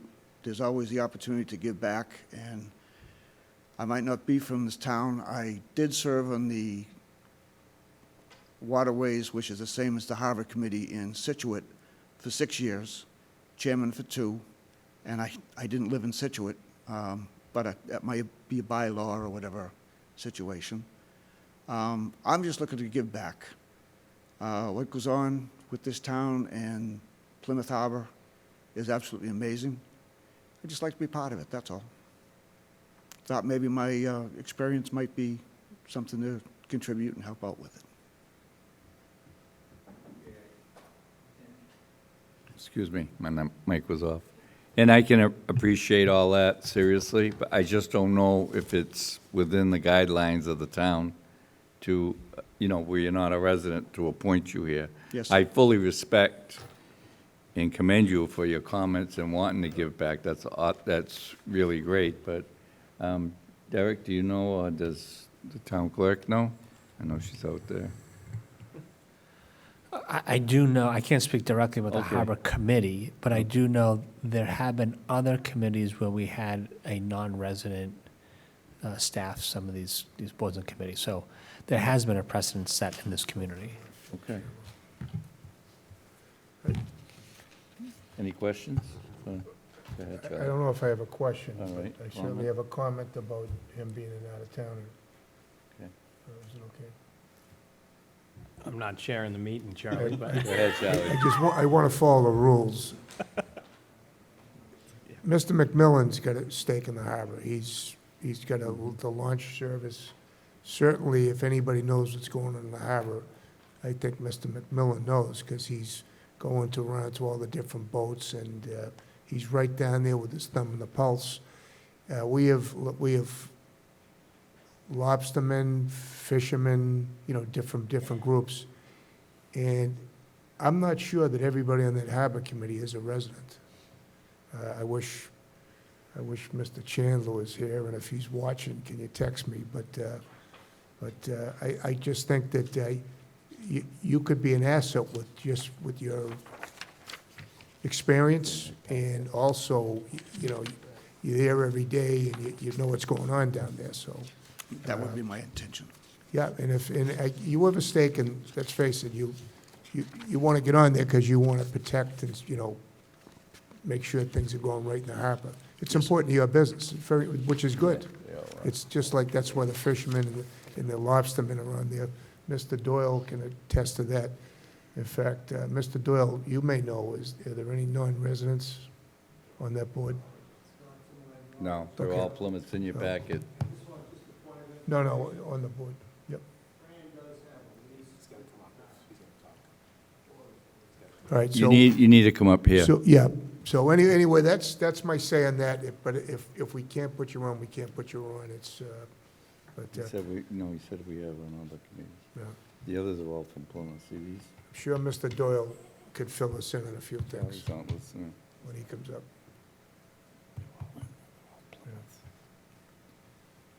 Anyway, Would Mr. Doyle like to say something? Thank you. Thank just you. for the record, I was the liaison to that committee, and so I for a few weeks, but it's a very interesting committee, so I'll leave it at that. Bill Doyle, Precinct 14. I'm a town resident for 66 years, I guess. Regarding Fran, I can tell you he's a big asset to the committee. He has a nice way about himself. I think he represents Plymouth Harbor very well with his business. I'd like to see him continue with us. I do, to the best of my knowledge, I believe all the other members of the committee are town residents. But he's not currently on the board, on the committee. Well, maybe he's not appointed, but as far as I'm concerned, he's there every single meeting, and I hope he continues to. Thanks for the input. All right. As long as I'm up here, do you want to hear from me? I Or don't need to hear have you heard from you. heard enough? I don't need to hear from you, but the board might want, so I'll keep quiet. Any questions for Mr. Doyle? Thank you. Is Julie Archer here?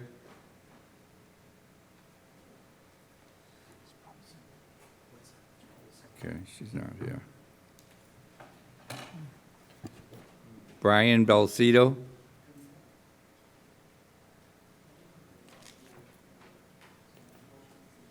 John Borland. Phil Chandler. Justin Darlin.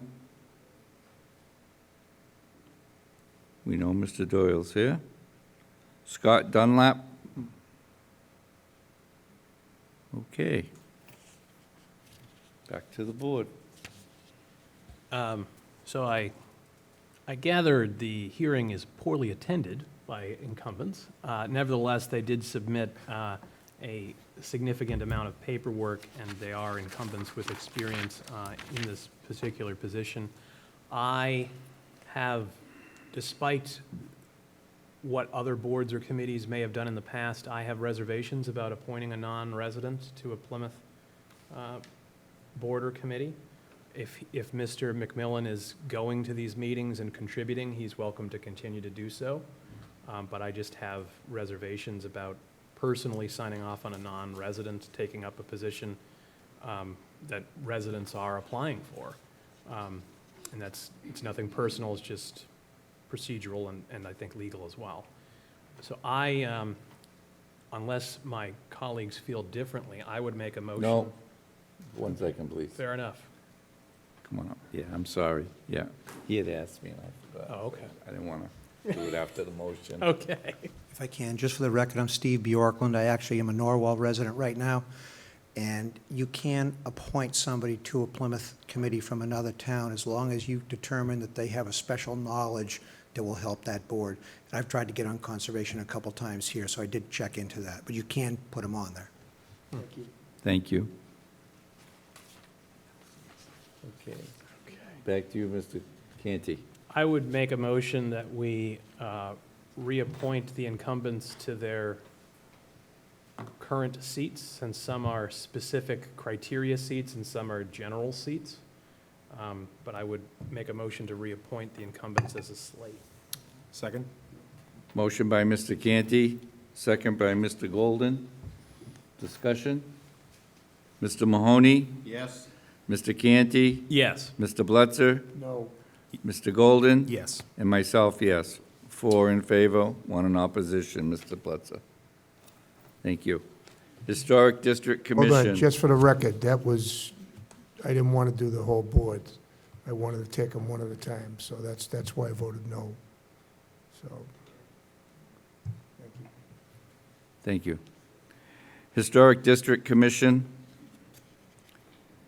1 architect seat, 1 architectural historian seat, 1 vacancy. 2 3-year terms, 1 2-year term. There's 3 applicants, 2 incumbents. Is James Cahill in? Ann Mason? Good evening. I'm Ann Mason. I was born and raised in Plymouth and returned almost 10 years ago after finishing my PhD work in history. And it's been my pleasure and privilege to serve as the architectural historian on the Historic District Commission. And I'm happy to talk about my time on the commission and answer any questions that you may have. Thank you. Any questions? Mr. Mahoney? Ann, how's the baby? Well, she's doing very well. She was 3 months old yesterday, so I'm hoping that she's sleeping at home with Dad. I haven't gotten any messages, so hopefully that's still the case. But Okay, well, I'll do everything I can to get you out of here as quickly as thank you. possible. Any other questions? Okay, wish of the board. I would make a motion to appoint, well, I guess I'd 2 3 years. Do you, I guess before Ms. Mason, would you want a 3-year term as an incumbent, or would you want a 2-year term? I think the architectural historian seat is for a 3-year term. Is that? I think so. Yeah. May be divided that way, but my preference generally with incumbents is to give them full terms, but if Yes, for some that would reason be you my wanted a preference. different, right, okay. I would make a motion to, Excuse me, I skipped over Patrick Ryan. Okay. Patrick Ryan, I'm sorry. That's okay. Patrick, I started talking about the baby and going fast, and I went right by Patrick. Patrick Ryan? No? Okay. Go ahead, Mr. Vice Chair. All right, I would,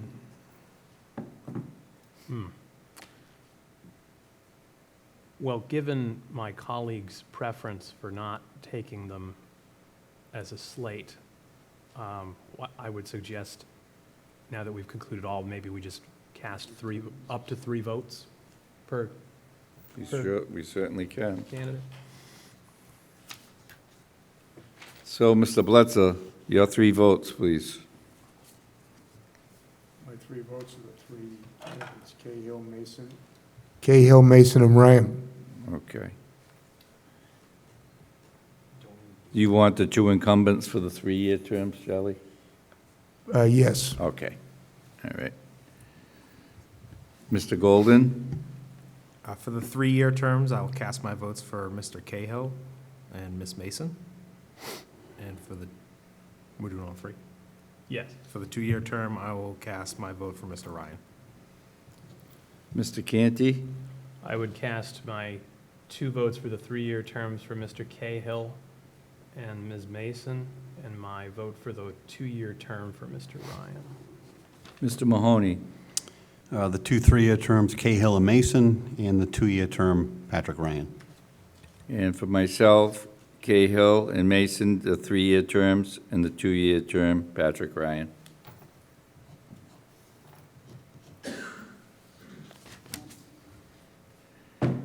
No Place for Hate, 4 full seats, 1 student seat, 1 1-year term, 2 2-year terms, 1 3-year term, and we have 1 applicant. Stephen Karam?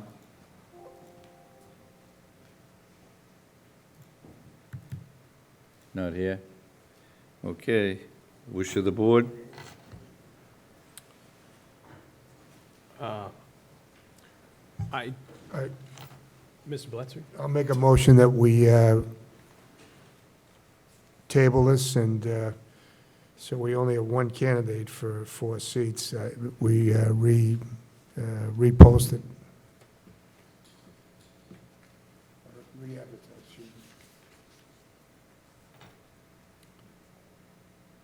So I have a motion, no second? I'll Okay. second Charlie's motion. All right. Motion by Mr. Bletzer, second by Mr. Golden. Discussion? Mr. Canty? So, Mr. Karam is someone that I served with on the Advisory and Finance Committee for a brief period of time, a number of years ago, and I found his work on that to be quite good, and he was very dedicated. He had to step away for employment obligations at the time, as I recall. I think just prior to or at the beginning of the pandemic, which was obviously a busy time for a lot of folks all around. I think I have noticed that obviously there are a lot of vacancies on No Place for Hate. I think he would be a good candidate. Perhaps even if we just gave, he's not here to ask any questions, but perhaps even if we just gave him the 1-year term so that we have one less vacancy on the committee, that would, I don't know if they're having quorum issues, for example, for meetings, so I'd just like to not see the committee have difficulty functioning based on a lack of appointed individuals. So my suggestion would be to vote against the motion and to appoint Mr. Karam for perhaps the 1-year term and come back. I can withdraw the motion if the board would like that. I have no problem doing that. And I'd like to just make a comment, is that it's probably a good thing that a lot of people aren't applying for this. Hopefully that means there's not a lot of hate in Plymouth, and, so that's what I'm hoping. I'm a positive guy, but I'll go with it. Glass half full. anyway. It is Trump. What, you want to make that motion, Kevin, or you want me to? Well, if you withdrew your motion and Dave withdrew the second, then we'd be back to the candidates. So, Yeah, they did. Okay, then so I would make a motion to appoint Mr. Karam to the 1-year term. I'll second it. Motion by Mr. Canty, excuse me, second by Mr. Bletzer. Discussion? Mr. Golden, Yes. Mr. Butzer. Yes. Mr. Canty, Yes. and myself, yes. That was for the one-year term, correct? It was, yes. Okay. Open Space Committee, one full seat, one vacancy, one's a 3-year seat, one's a 2-year seat. There's 2 applicants, Bruce Howard, Lois Post. Lois Post is the incumbent. Is Mr. Howard in? Yes, sir. Come right up. Oh, you? I'm just going in order here. It's okay, you can stay there, you're gonna. Ms. Post, how are you? Fine. Getting tired. Good. Any Haven't questions? had my dinner yet. Excuse me? I'm hungry. Yeah, me too. After DoorDash in a few minutes. I'm getting good at that. Huh? No. Yeah. All right, any questions for Mrs. Post? Mr. Canty? Yes, Mr. Canty. Hi, good to see you again. Lois, if you were to be reappointed, is there anything that the Open Space Committee is currently doing that you'd want to make sure they continue to do? Is there anything that they're not doing that you'd like to see them do? That's a difficult question because I like what we're doing. We have a wonderful committee. We're working well together.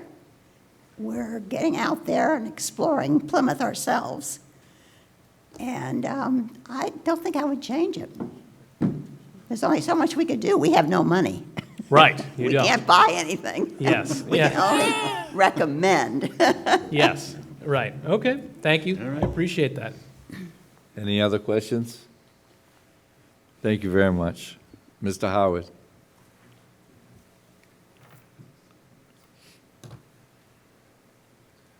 Good evening, Bruce Howard, 735 Long Pond Road.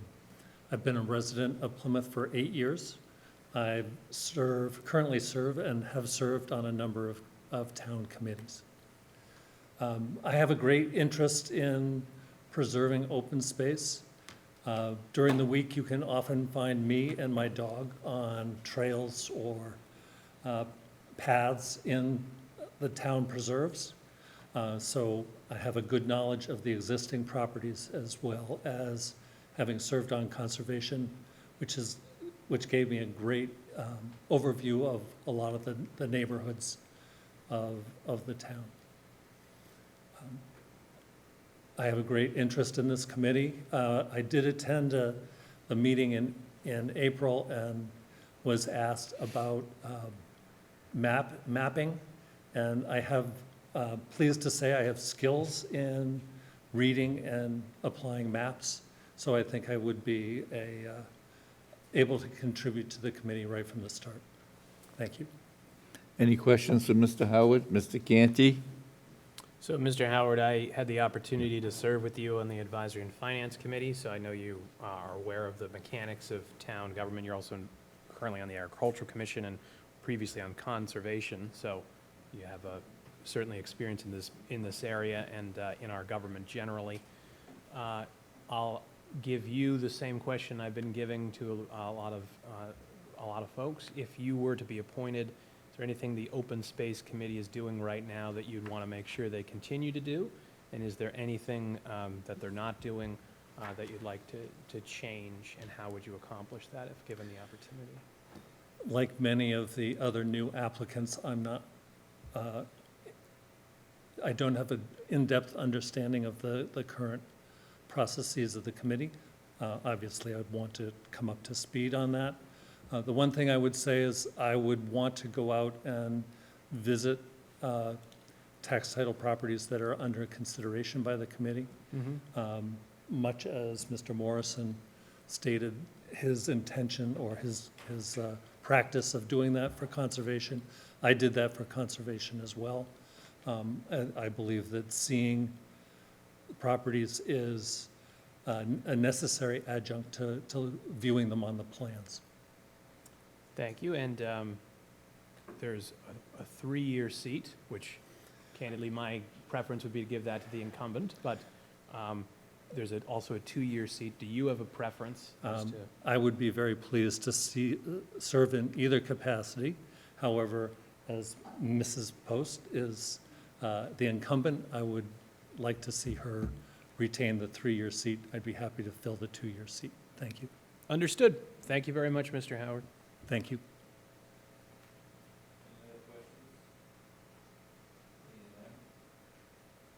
For the 3-year seat, Mr. Mahoney.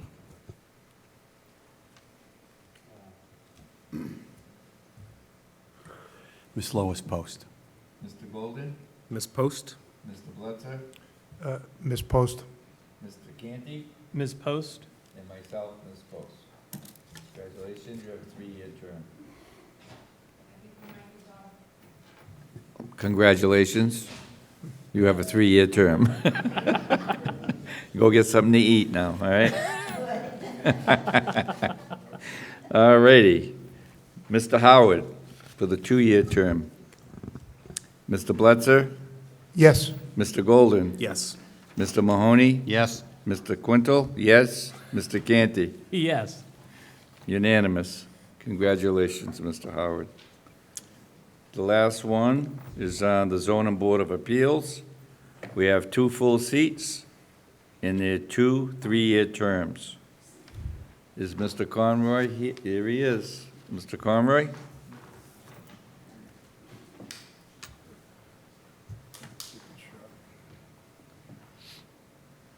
Hello all.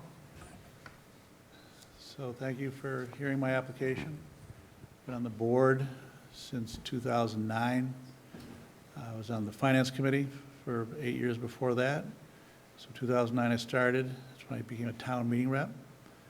So I'm a lawyer and I'm a real estate attorney. Been doing that since 1995.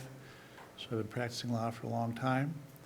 I think the fact that I have this legal background in real estate law, and I understand transactions, I understand how they work, how to negotiate. There's a problem in front of the board. There's been numerous times where issues come up. The difference how an easement runs with the land as compared to a license does not run with the land, knowing sometimes you don't want to bind the land to a developer. Sometimes you just want it to be that one person. So I've seen a lot of things that have gone on. I think I'm able to issue spot. Say one example was when First Citizens was building their bank. I saw on a plan that there was a right-of-way, and it wasn't mentioned anywhere. I started asking the applicant, where is this right-of-way? It's not really shown. It's mentioned on the side of the plan. It ended up being, it was continued, it ended up being a drainage easement for the, drainage right-of-way for the benefit of the town. And so then what happened is they submitted new plans. And so I was able to retain that benefit for the town. So I was able to issue spot that. I think my background is needed on this board. I think you need a lawyer on the board, maybe. Maybe not necessarily me, but you need a lawyer on the board to look at these issues. Maybe Mr. Canty can step down and do that. So that I think one of the positives I bring to the board is I'm reasonable to people, I'm respectful to people, I'm always professional. Since 2009, I don't think you've ever heard a cross word from me. I don't hassle people. I remember Ed Angley, one of the first comments that he said to me is like, Ed, it's nice that you don't hassle people. I'm like, well, I really don't want to hassle anyone. 90% of the applications come in front of us are, you have your landowner, your homeowner, owns a residential home, wants to build a garage or wants to do an addition. And a lot of, as long as the neighbors don't object to that, which would cause a nuisance, that's going to be an easy case. I'm not even going to comment on that. And when you look at a residential property, you want to make sure that if they're changing something, that all the water stays on the land. It doesn't go on the neighbor's land. And so on the residential side, it's really not that. I don't really hassle anybody. Where in relation to the commercial side, that's when it gets a little sticky. We've seen a number of 40Bs. I think that are going to continue. And those are probably the most difficult cases that the board hears. And dealing with water and how when Tell me if you want me to be quiet. I'll stop whenever you want. We got another half a minute. Half a minute? All right, so half a minute. So what do I think the big problems are? What can I do better? What can the board do better? What can we change? One thing that we can do better is water. We had an opportunity with the development where in the beginning of the project, they were going to put in a well, and then they took that back. And we had them, the developer, to put in the well. They ended up there was negotiations done. I think you guys were involved with some of that stuff, a lot. And so I can do better with the developers. I think environmental partners should be utilized more. They're the consultant for the engineer. When the Oasis was built, they said in their project that if we don't control the water, this was in 2001 or 2000, right when 2020, whatever, not 2021 or 2020, that if we don't be careful with the water, with what we're building, that North Plymouth is not going to have a water shortage, and they're not going to have, they're going to have issues with showers. Then what happened is things have gone on since then. Now we have a ban on building in West Plymouth because basically water, we can't service them. So I think we got an issue, and then with the water, and I think that I listen to a lot of traffic studies. I don't see them working. I see all I see is traffic getting worse. I get all these studies that are very wide. Pay a lot of money for the applicants, but what's happening at Exit 5? Exit 5, since in the last 5 years, has gotten a lot worse getting off the highway. Now it's backed up in the last couple of years. And you go down there about 3:30, it's packed down there. So I think in relation to Kevin's question, it's coming, I think, is that I think that I should do a better job with the water, I think a better job with the traffic. I think in relation to what we're doing well, is I think we analyze each case fairly. And I try to look at it very fairly. I don't, whatever people have done in the past is done in the past. And so you look at the case fairly and reasonably, and I think our board does analyze, they look at the project.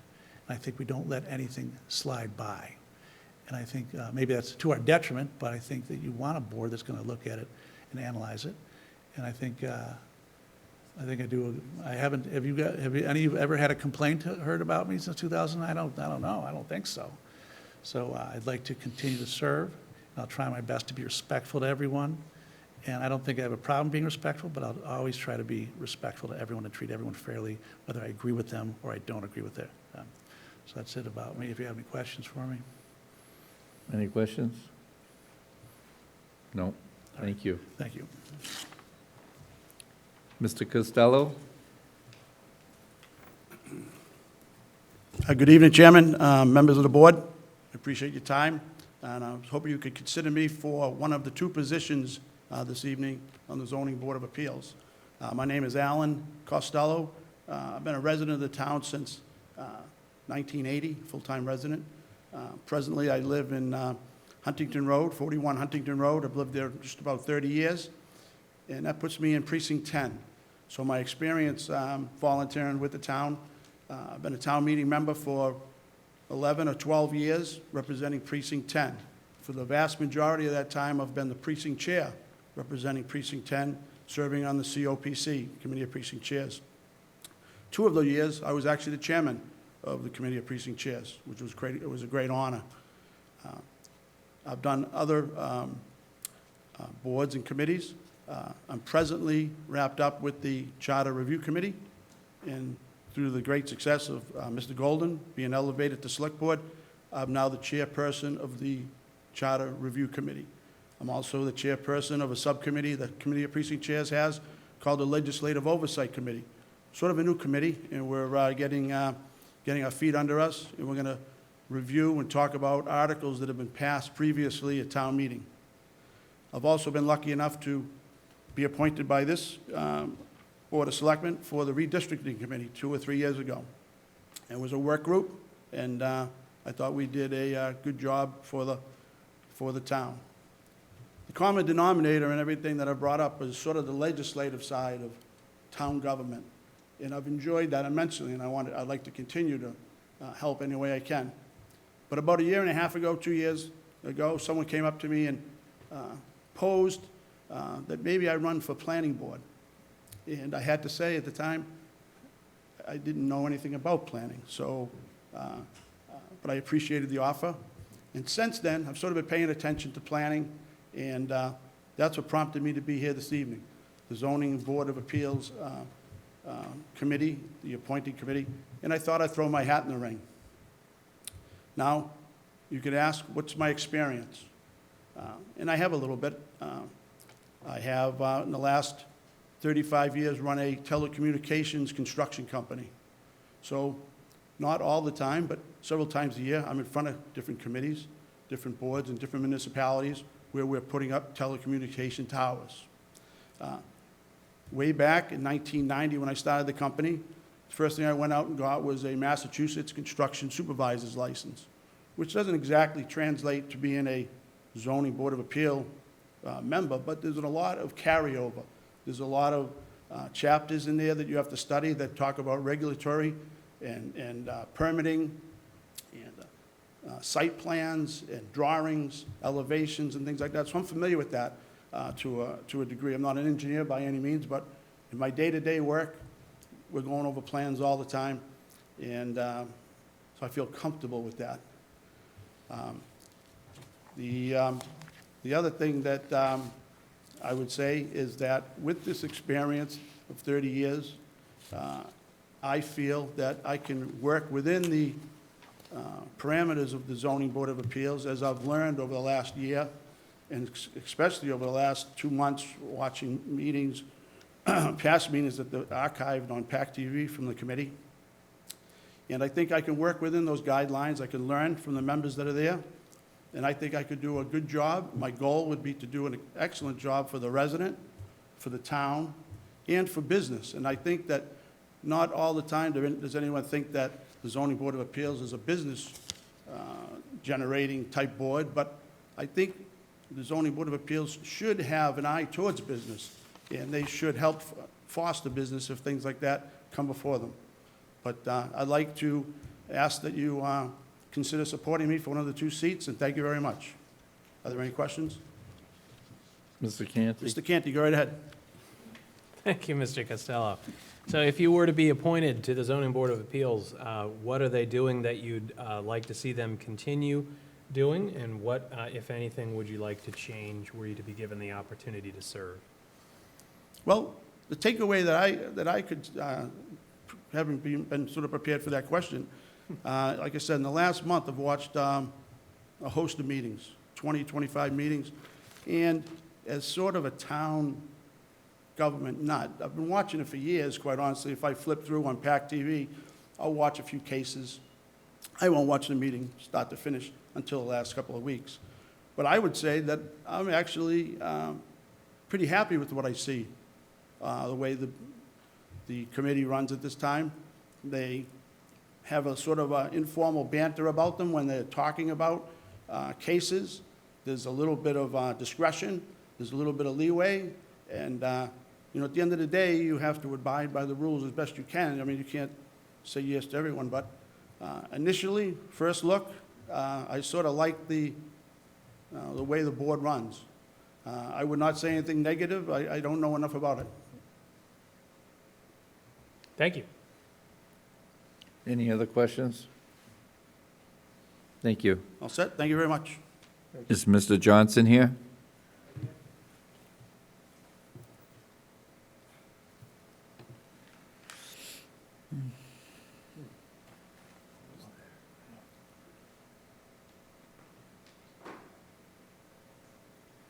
Good evening. My name's Steve Johnson. I just moved here 9 months ago, so you can't call me a townie. My background, first 25 years, I was a master plumber in the union. My last 25 years, I've been in fire protection, sprinkler contracting, and I'm presently now, I'm retired, but presently I'm now consultant for Cape Cod Healthcare for fire protection. With that said, I'm from the town of Easton, moved here. I'm overwhelmed with the size of the town and the open space that you guys have here. I spent 5 years in the town of Easton on the Board of Appeals, ZBA. Got sued twice Town council took care of all that for us. Obviously, we're doing our job. And like the gentleman said, 90% of the time, we dealt with residential applicants, and, you know, the other 10% was commercial, and that's sort of where the problem was. In 40Bs, Mr. Cantor, I think you had mentioned that, they're trouble, and I'll leave it at that. So, you know, obviously, we got some good candidates here, so I appreciate whatever you guys vote on. Thank you. Mr. Blitzer? Mr. Canty? Mr. Johnson, if you get on this committee, get used to being sued. We get somebody that likes to sue us, so I've already been you'll there, you'll get so- to meet her if you He get on. probably already so. is. Yeah, probably up in Easton. But all great candidates. Yeah, you do. But we can't vote for everybody, so. Okay, thank you. Anyway, thanks. Mr. Canty? Mr. Johnson? I do have a question, right. This may come as a surprise, but if you were given the opportunity to serve, is there anything that the Zoning Board of Appeals is currently doing that you'd like to see them continue to do, or is there anything that they're not doing that you'd like to see them do or otherwise change? Like I said, I just got down here, so, you know, I was looking to try to, you know, do some volunteering for the town, but, you know, personally, the 40Bs are an issue. You know, we dealt with them a few times in my capacity in Easton, and it worked out pretty good. We did cross over with planning and talk about it, so we had a conversation with the two boards. But yeah, I think it's 40Bs. You know, I mean, I believe they hurt the town, so. I don't think you'll find a lot of people disagreeing with that, yeah. You know, I mean, you know what I'm talking about. Sure do. Thank you very much. All right, thanks. Thank you. Mr. Peck? Oh, yeah, I'll come right back to you.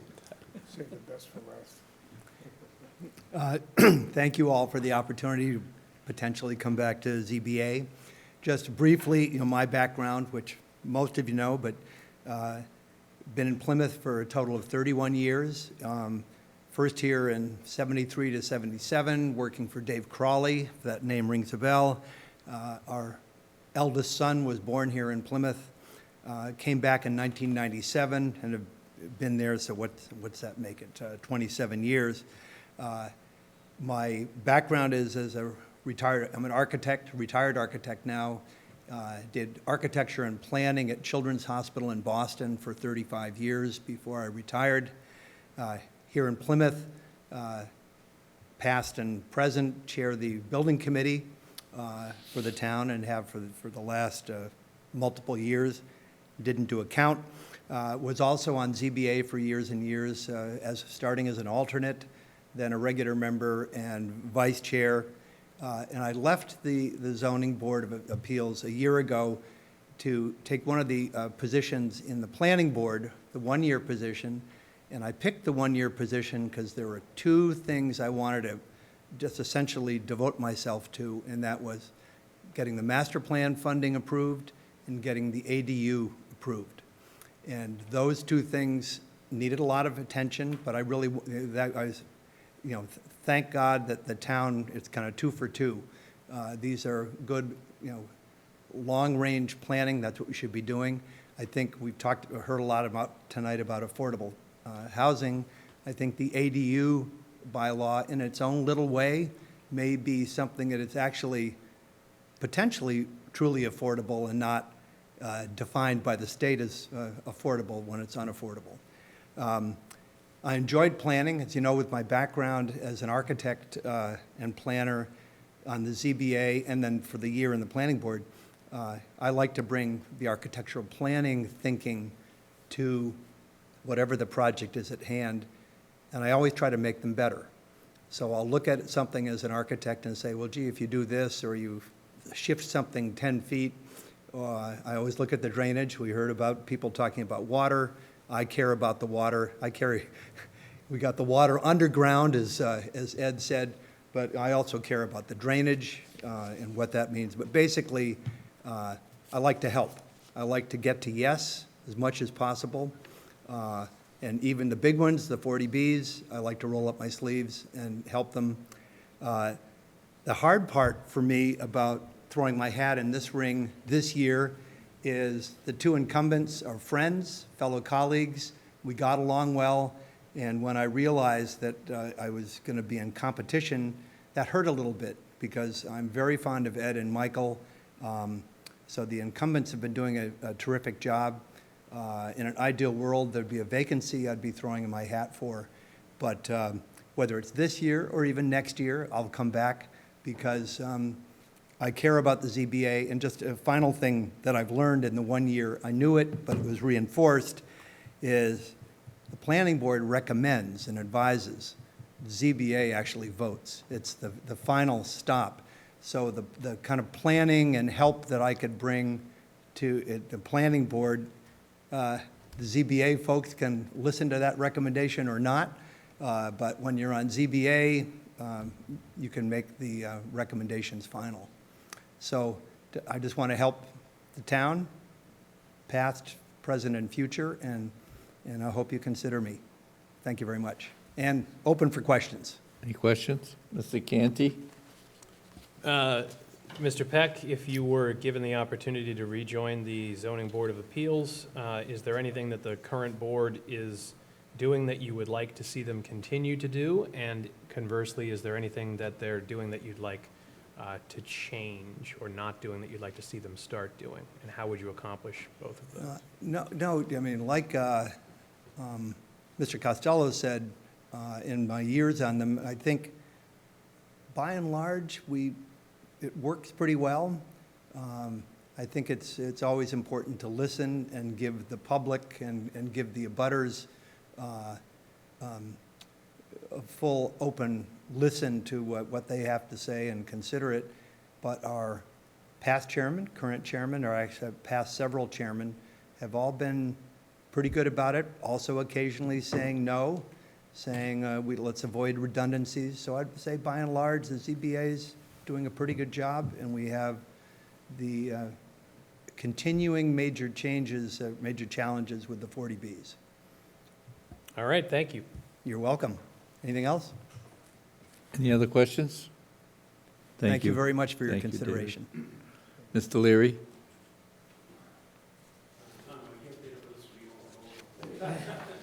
I'll let Richard speak.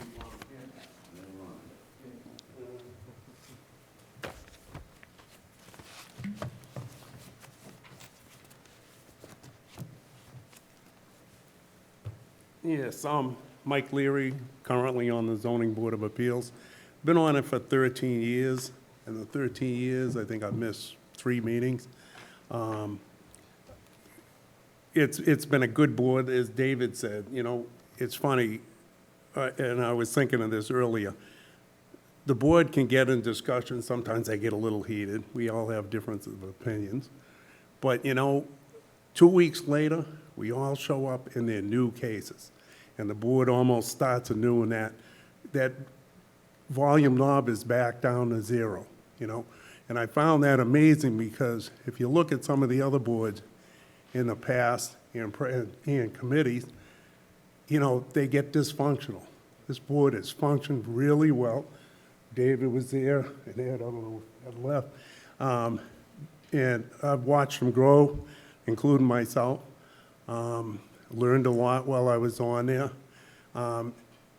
When you look at it, with us, it's hard to say what would you change with the board because every case is a new case. When it comes in, and we have to work within those bylaws. We have exemptions, we have exclusions. There's a lot of things that go into it. The exemptions are churches, schools, organizations, and comprehensive permits. The other side that we have the exclusions that is held by the public utility companies. And if they're a registered public utility company and they can prove they can take care of a certain area, the town really has no say. They can walk away from the local bylaws. So it's a place where all of us have to learn, know what we're doing, and I think it's been a pretty good board myself. I'll answer any questions you want. Although I know both Charlie and Dickie have seen it, I myself, I do handle myself with respect to members and the chair, and actually I'm vice chair, and had to chair 2 meetings so far. One of them was sitting room only, well, standing room, actually, in here with 150 more. And I think I ran a pretty good meeting, too. But any questions? Be glad to answer. Mr. Canty?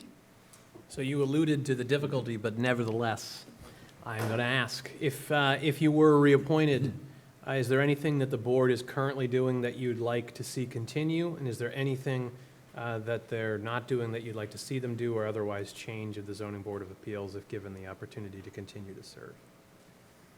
You know, honestly, I don't see much of it. Again, everything's case by case. So, you know, as each case comes in, you've got to read it through, make the determinations, what bylaws fit it, so on and so forth. So, not really. I mean, you know, every once in a while, the board, in amongst themselves and whatever, will get a little testy, or I don't know how you'd say it. But you know something, again, you come back in 2 weeks, it's a whole new board, you know, and we go through the cases. It's definitely an effective board, and I think it's a good board myself.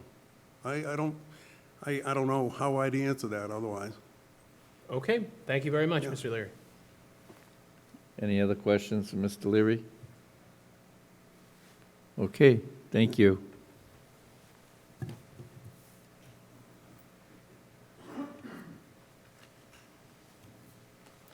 Are we ready to vote?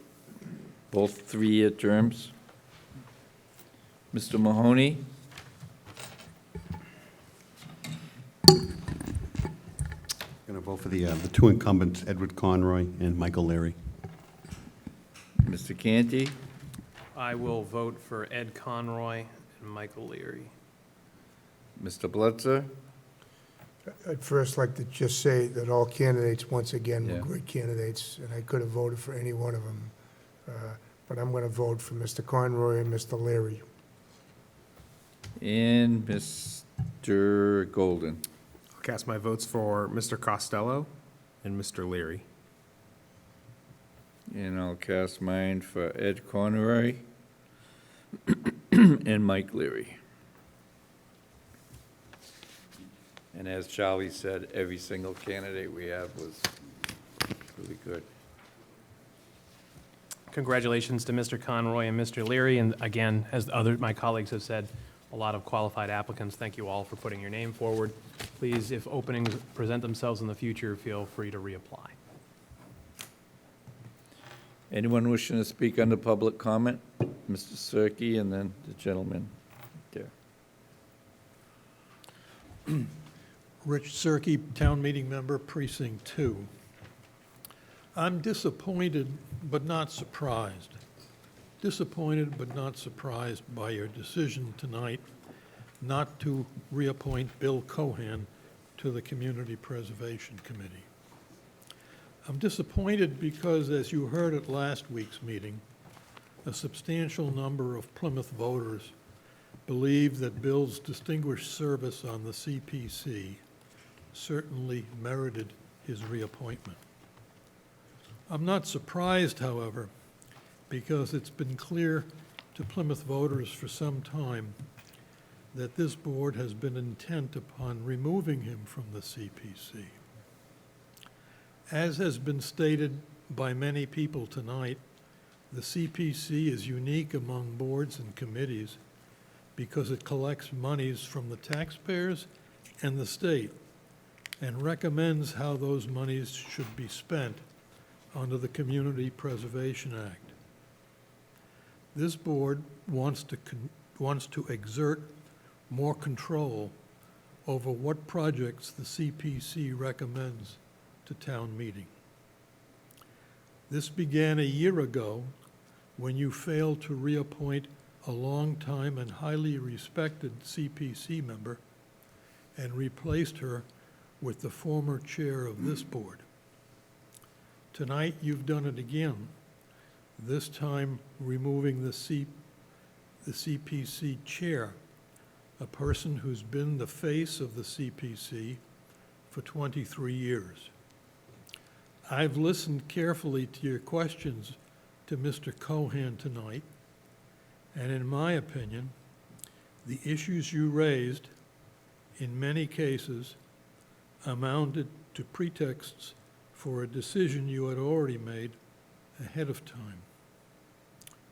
When the CPC reorganizes, I won't be surprised if your previous appointee, a person well-known for exerting control and wreaking revenge, becomes its new chair. Just identify yourself for the record, please. Yep. Yes. So my name's Tom Cummings, Beach Committee. I was told to appear here tonight for a board appointment for the Beach Committee. Oh, is that one of the ones in the beginning where we appointed a whole board, the whole slate? Beach committee on the list? Yes, it was in the slate. Yeah, we. So congratulations, you've been Yes. appointed to the Natural Resources and Coastal Beaches Committee for a 3-year term. 2.5 hours ago. Yeah, so I guess it's not funny to me because I missed dinner with my kids. My kids are sick, and I've been here with dilated eyes after being at the eye doctor with a headache the entire time. So I am a little frustrated, and I would just like to understand, when was that known?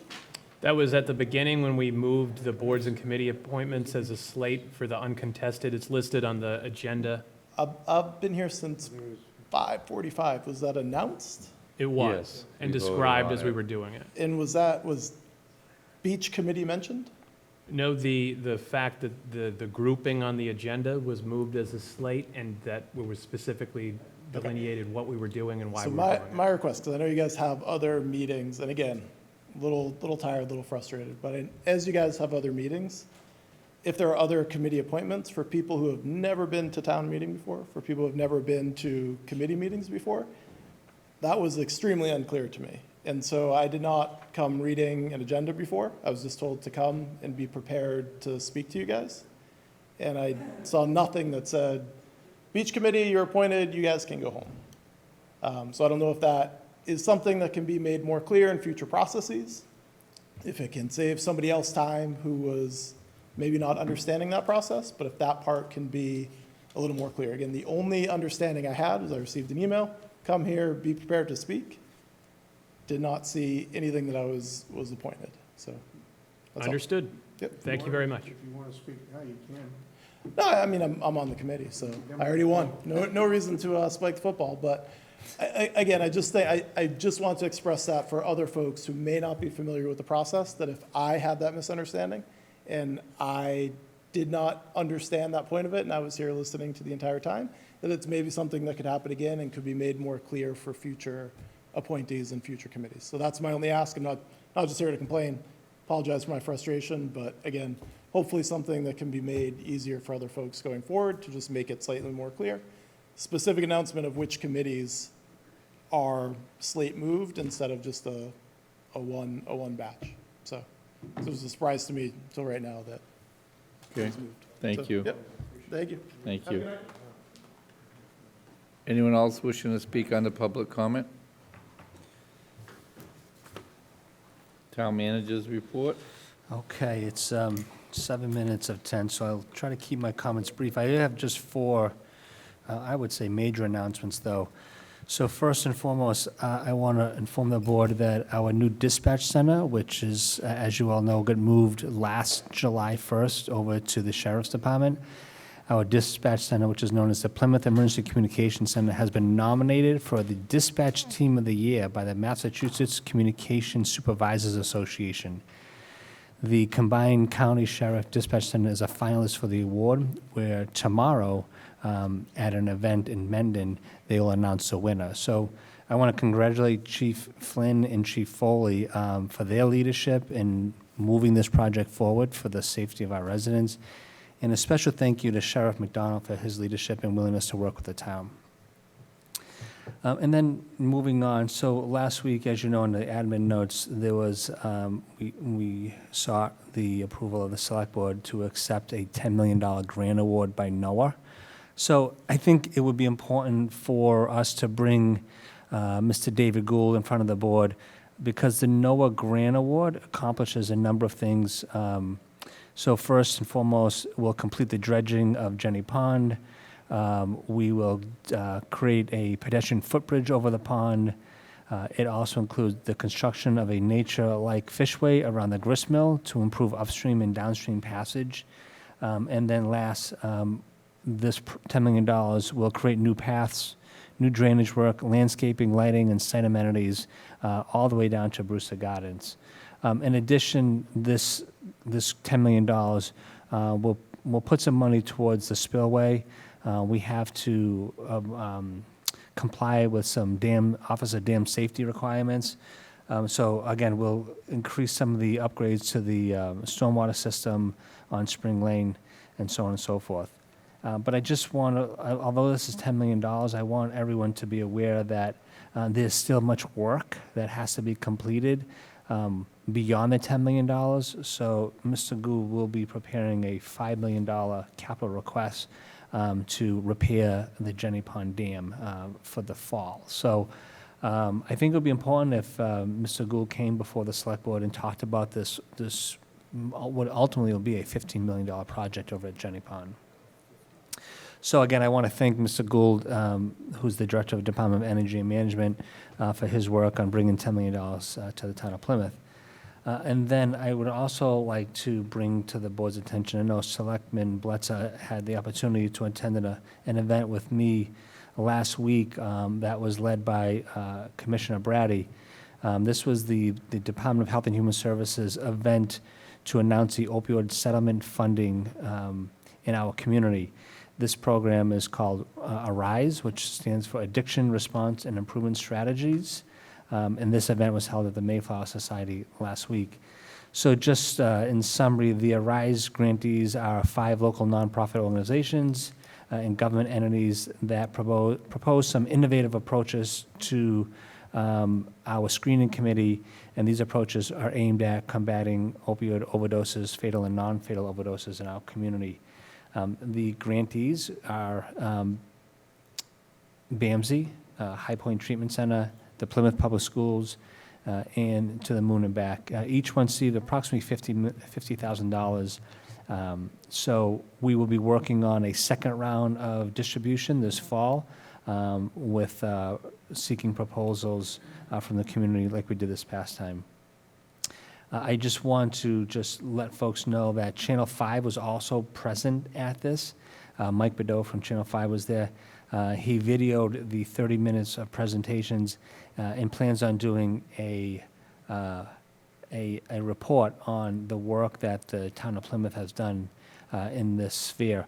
I would honestly say that I think that the town of Plymouth, when it comes to the distribution of opioid grants, is definitely leading the Commonwealth in this respect. So lots of congratulations to Commissioner Brady and her team. And then the last thing I just will bring up, I'll have copies for the board. Our town clerk worked with other staff to, as we all know, as of 2 years ago, we started creating this government calendar. So this is a very important calendar. We tried to release right after the election. It was just posted on the website yesterday. But this calendar really outlines all the important dates that folks need to be aware of. So it speaks to when the warrant opens and closes. It speaks to when fall and springtime meetings are, when the elections, and so on and so forth. So we like to push this, socialize this in the community so folks can mark their calendars. As you know, we'll be opening the warrant the end of July, and it's only open for a couple weeks. But those are the 2 weeks in which you can submit your articles, but you should be preparing your articles for the entire year. So you can use this calendar to help plan for your 12 months of town government business. So I have copies for the board as well. Pending any questions, that's all I have for this evening. Mr. Canty?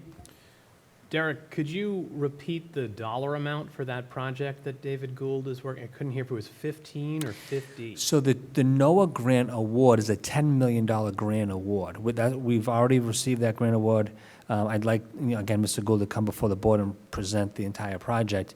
But in addition to that, he's also preparing a $5 million capital improvement request for the fall town meeting that's going to focus on rebuilding the Jenny Pond Dam. So we're not able to use the NOAA dollars for the dam itself. That's more focused on the dredging, the fish passage, and all the other improvements. So in total, the entire project, just to bring Jenny Pond and all the amenities around it, is going to be approximately $15 million, which 2/3 of that coming from the federal government.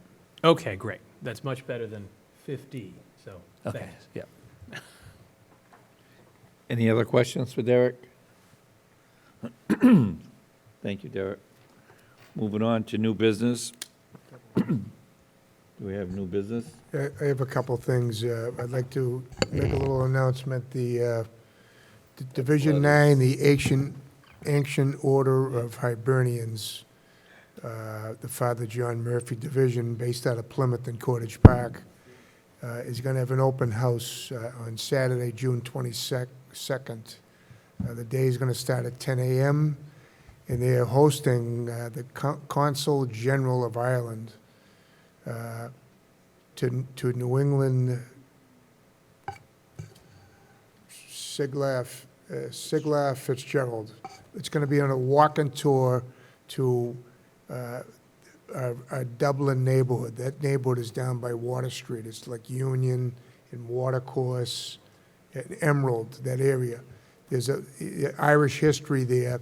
It used to be a Irish neighborhood back in the, I believe, late 1800s, early 1900s. So they're going to do about an hour tour down there, and then everybody's invited back from 12 to 4 at Cottage, the Cottage Commerce Center, 36 Cottage Park. There's going to be music, Steve Lindsay, who's great, some Irish step dances. There's going to be some other Irish festivities there. It'll be an exciting day if anybody wants to get down there to Cottage Park on the 22nd. Also, I want to ask the town manager or chairman, but if we could I'm getting a lot of questions. I've gotten phone calls. I've seen it on Facebook. And I responded a couple times on Facebook. I'm not going to do that anymore. And it pertains to the monies from the 400th. Where did the money go? And, where did our money go is what I've heard. And I try to tell them that it's private monies that were donated. It's not taxpayer money. And any tax money from the state was used for infrastructure, for our roads, to get ready for this 400 celebration that unfortunately never happened. But my request would be if we could have somebody from the committee come before us in the next couple of meetings and just give a report of the fundraising, how much they raised, what the money's been spent on, what's left, and what do they plan to use with that money. It would be nice, just for transparency. People, they're so negative sometimes, and they think that, accusations of being corrupt, and I know it's not. There was a very well-respected committee, but this might be helpful to answer a lot of questions. So if we could set that up, I think it would be very helpful. Yeah, I'll work with the chair to see if we can pencil a date to have them come before the board. You can explain, I've explained it's a 501c. They have financial reports that are filed with the Attorney General of the state, just like all the campaign. Anybody that's an elected official does the same thing. So, but this would be easier if they just see a report. And maybe we get the Independent, maybe they'll do a story on it so it can get out there so the public can and maybe even ATD so the public knows what's going on with this money. Thank you. I believe the chairman is Mr. Provenzano. He was here tonight. Yeah. We just put a call in to him. That'd be nice. Okay, anything else on the new business? Mr. Mahoney? So, Mr. Chairman, I know you were looking for this. So tonight, up in Yes. Dorchester, on the Boston College High School campus, the Plymouth North varsity baseball team beat Westfield 4-2 to advance to the state title game. And I think Mr. Golden will tell you that in our charter, there's a section there that says whenever that occurs, the executive branch and the town manager has to go attend that game. I So think the that's next Friday game night is going at to be 7 Friday night. Friday night, 7 o'clock, Polar Park in Worcester against Walpole. So the bracket held, the number 1 seed against the number 2 seed, but their ace, David Brown, didn't have to pitch tonight, so he'll get to start Friday. Friday in Worcester. Mr. Golden? So we can talk about carpooling all that Friday nights. offline tomorrow. Congratulations to Plymouth and condolences to my alma mater, Boston College High School. Yes. No, they didn't beat BC High. That was a neutral site. They beat Westfield. Yes, we actually have an employee on the team, so I'll be getting filled in and can't wait. I remember this one back, John, what year was it? I know you'll know it, so I'll just ask it. I have the actual program book and the baseball in the safe at work. Mr. Follett has been the Yeah. varsity coach Yeah. over there for 34 years. Mhm. This will be his 5th state championship game, and he's won 2 and lost 2. But the first one was in '08. Yeah, it was '08, because I have it. I'll bring it in next meeting. Maybe we'll have another one. Oh, yeah, that's why they play the games. Okay, that being said, under new business, I just have one item, that I went to the county budget hearing Thursday, and I was elected to the advisory board. So I'm one of 5, and it's an honor, and, I hope to get some things done there. It was a surprise, but I took it, and somebody asked, what's the first thing you want to look at? I said, well, regionalized busing will be a good start. We'll throw it out there. They'll probably tell me to go home, but I had some good conversations with a gentleman from Marshfield. He's the one that nominated me, and I was talking with the counselor from Brockton, and nice people, and I look forward to doing it. I don't know how much more I can do, but I was told it wasn't a lot of heavy lifting, so if any of you all have anything that you like me to bring forward or have an idea. Well, Mr. Chairman, can you just tell me that in this year's budget, they're not giving themselves another raise? No. Okay, good. Actually, their budget's in very good shape. So, paying down OPEB and all that, they really are. So, yep. Thank you. Thank you, and you already read your letter, Charlie, so we can skip over that. Ouch. Anything under old business, gentlemen? No?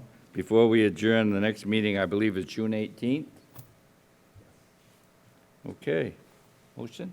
I'd make a motion to adjourn, having concluded our business. Second. All those in favor? Aye. Aye. Thank you for watching. Have a good couple weeks.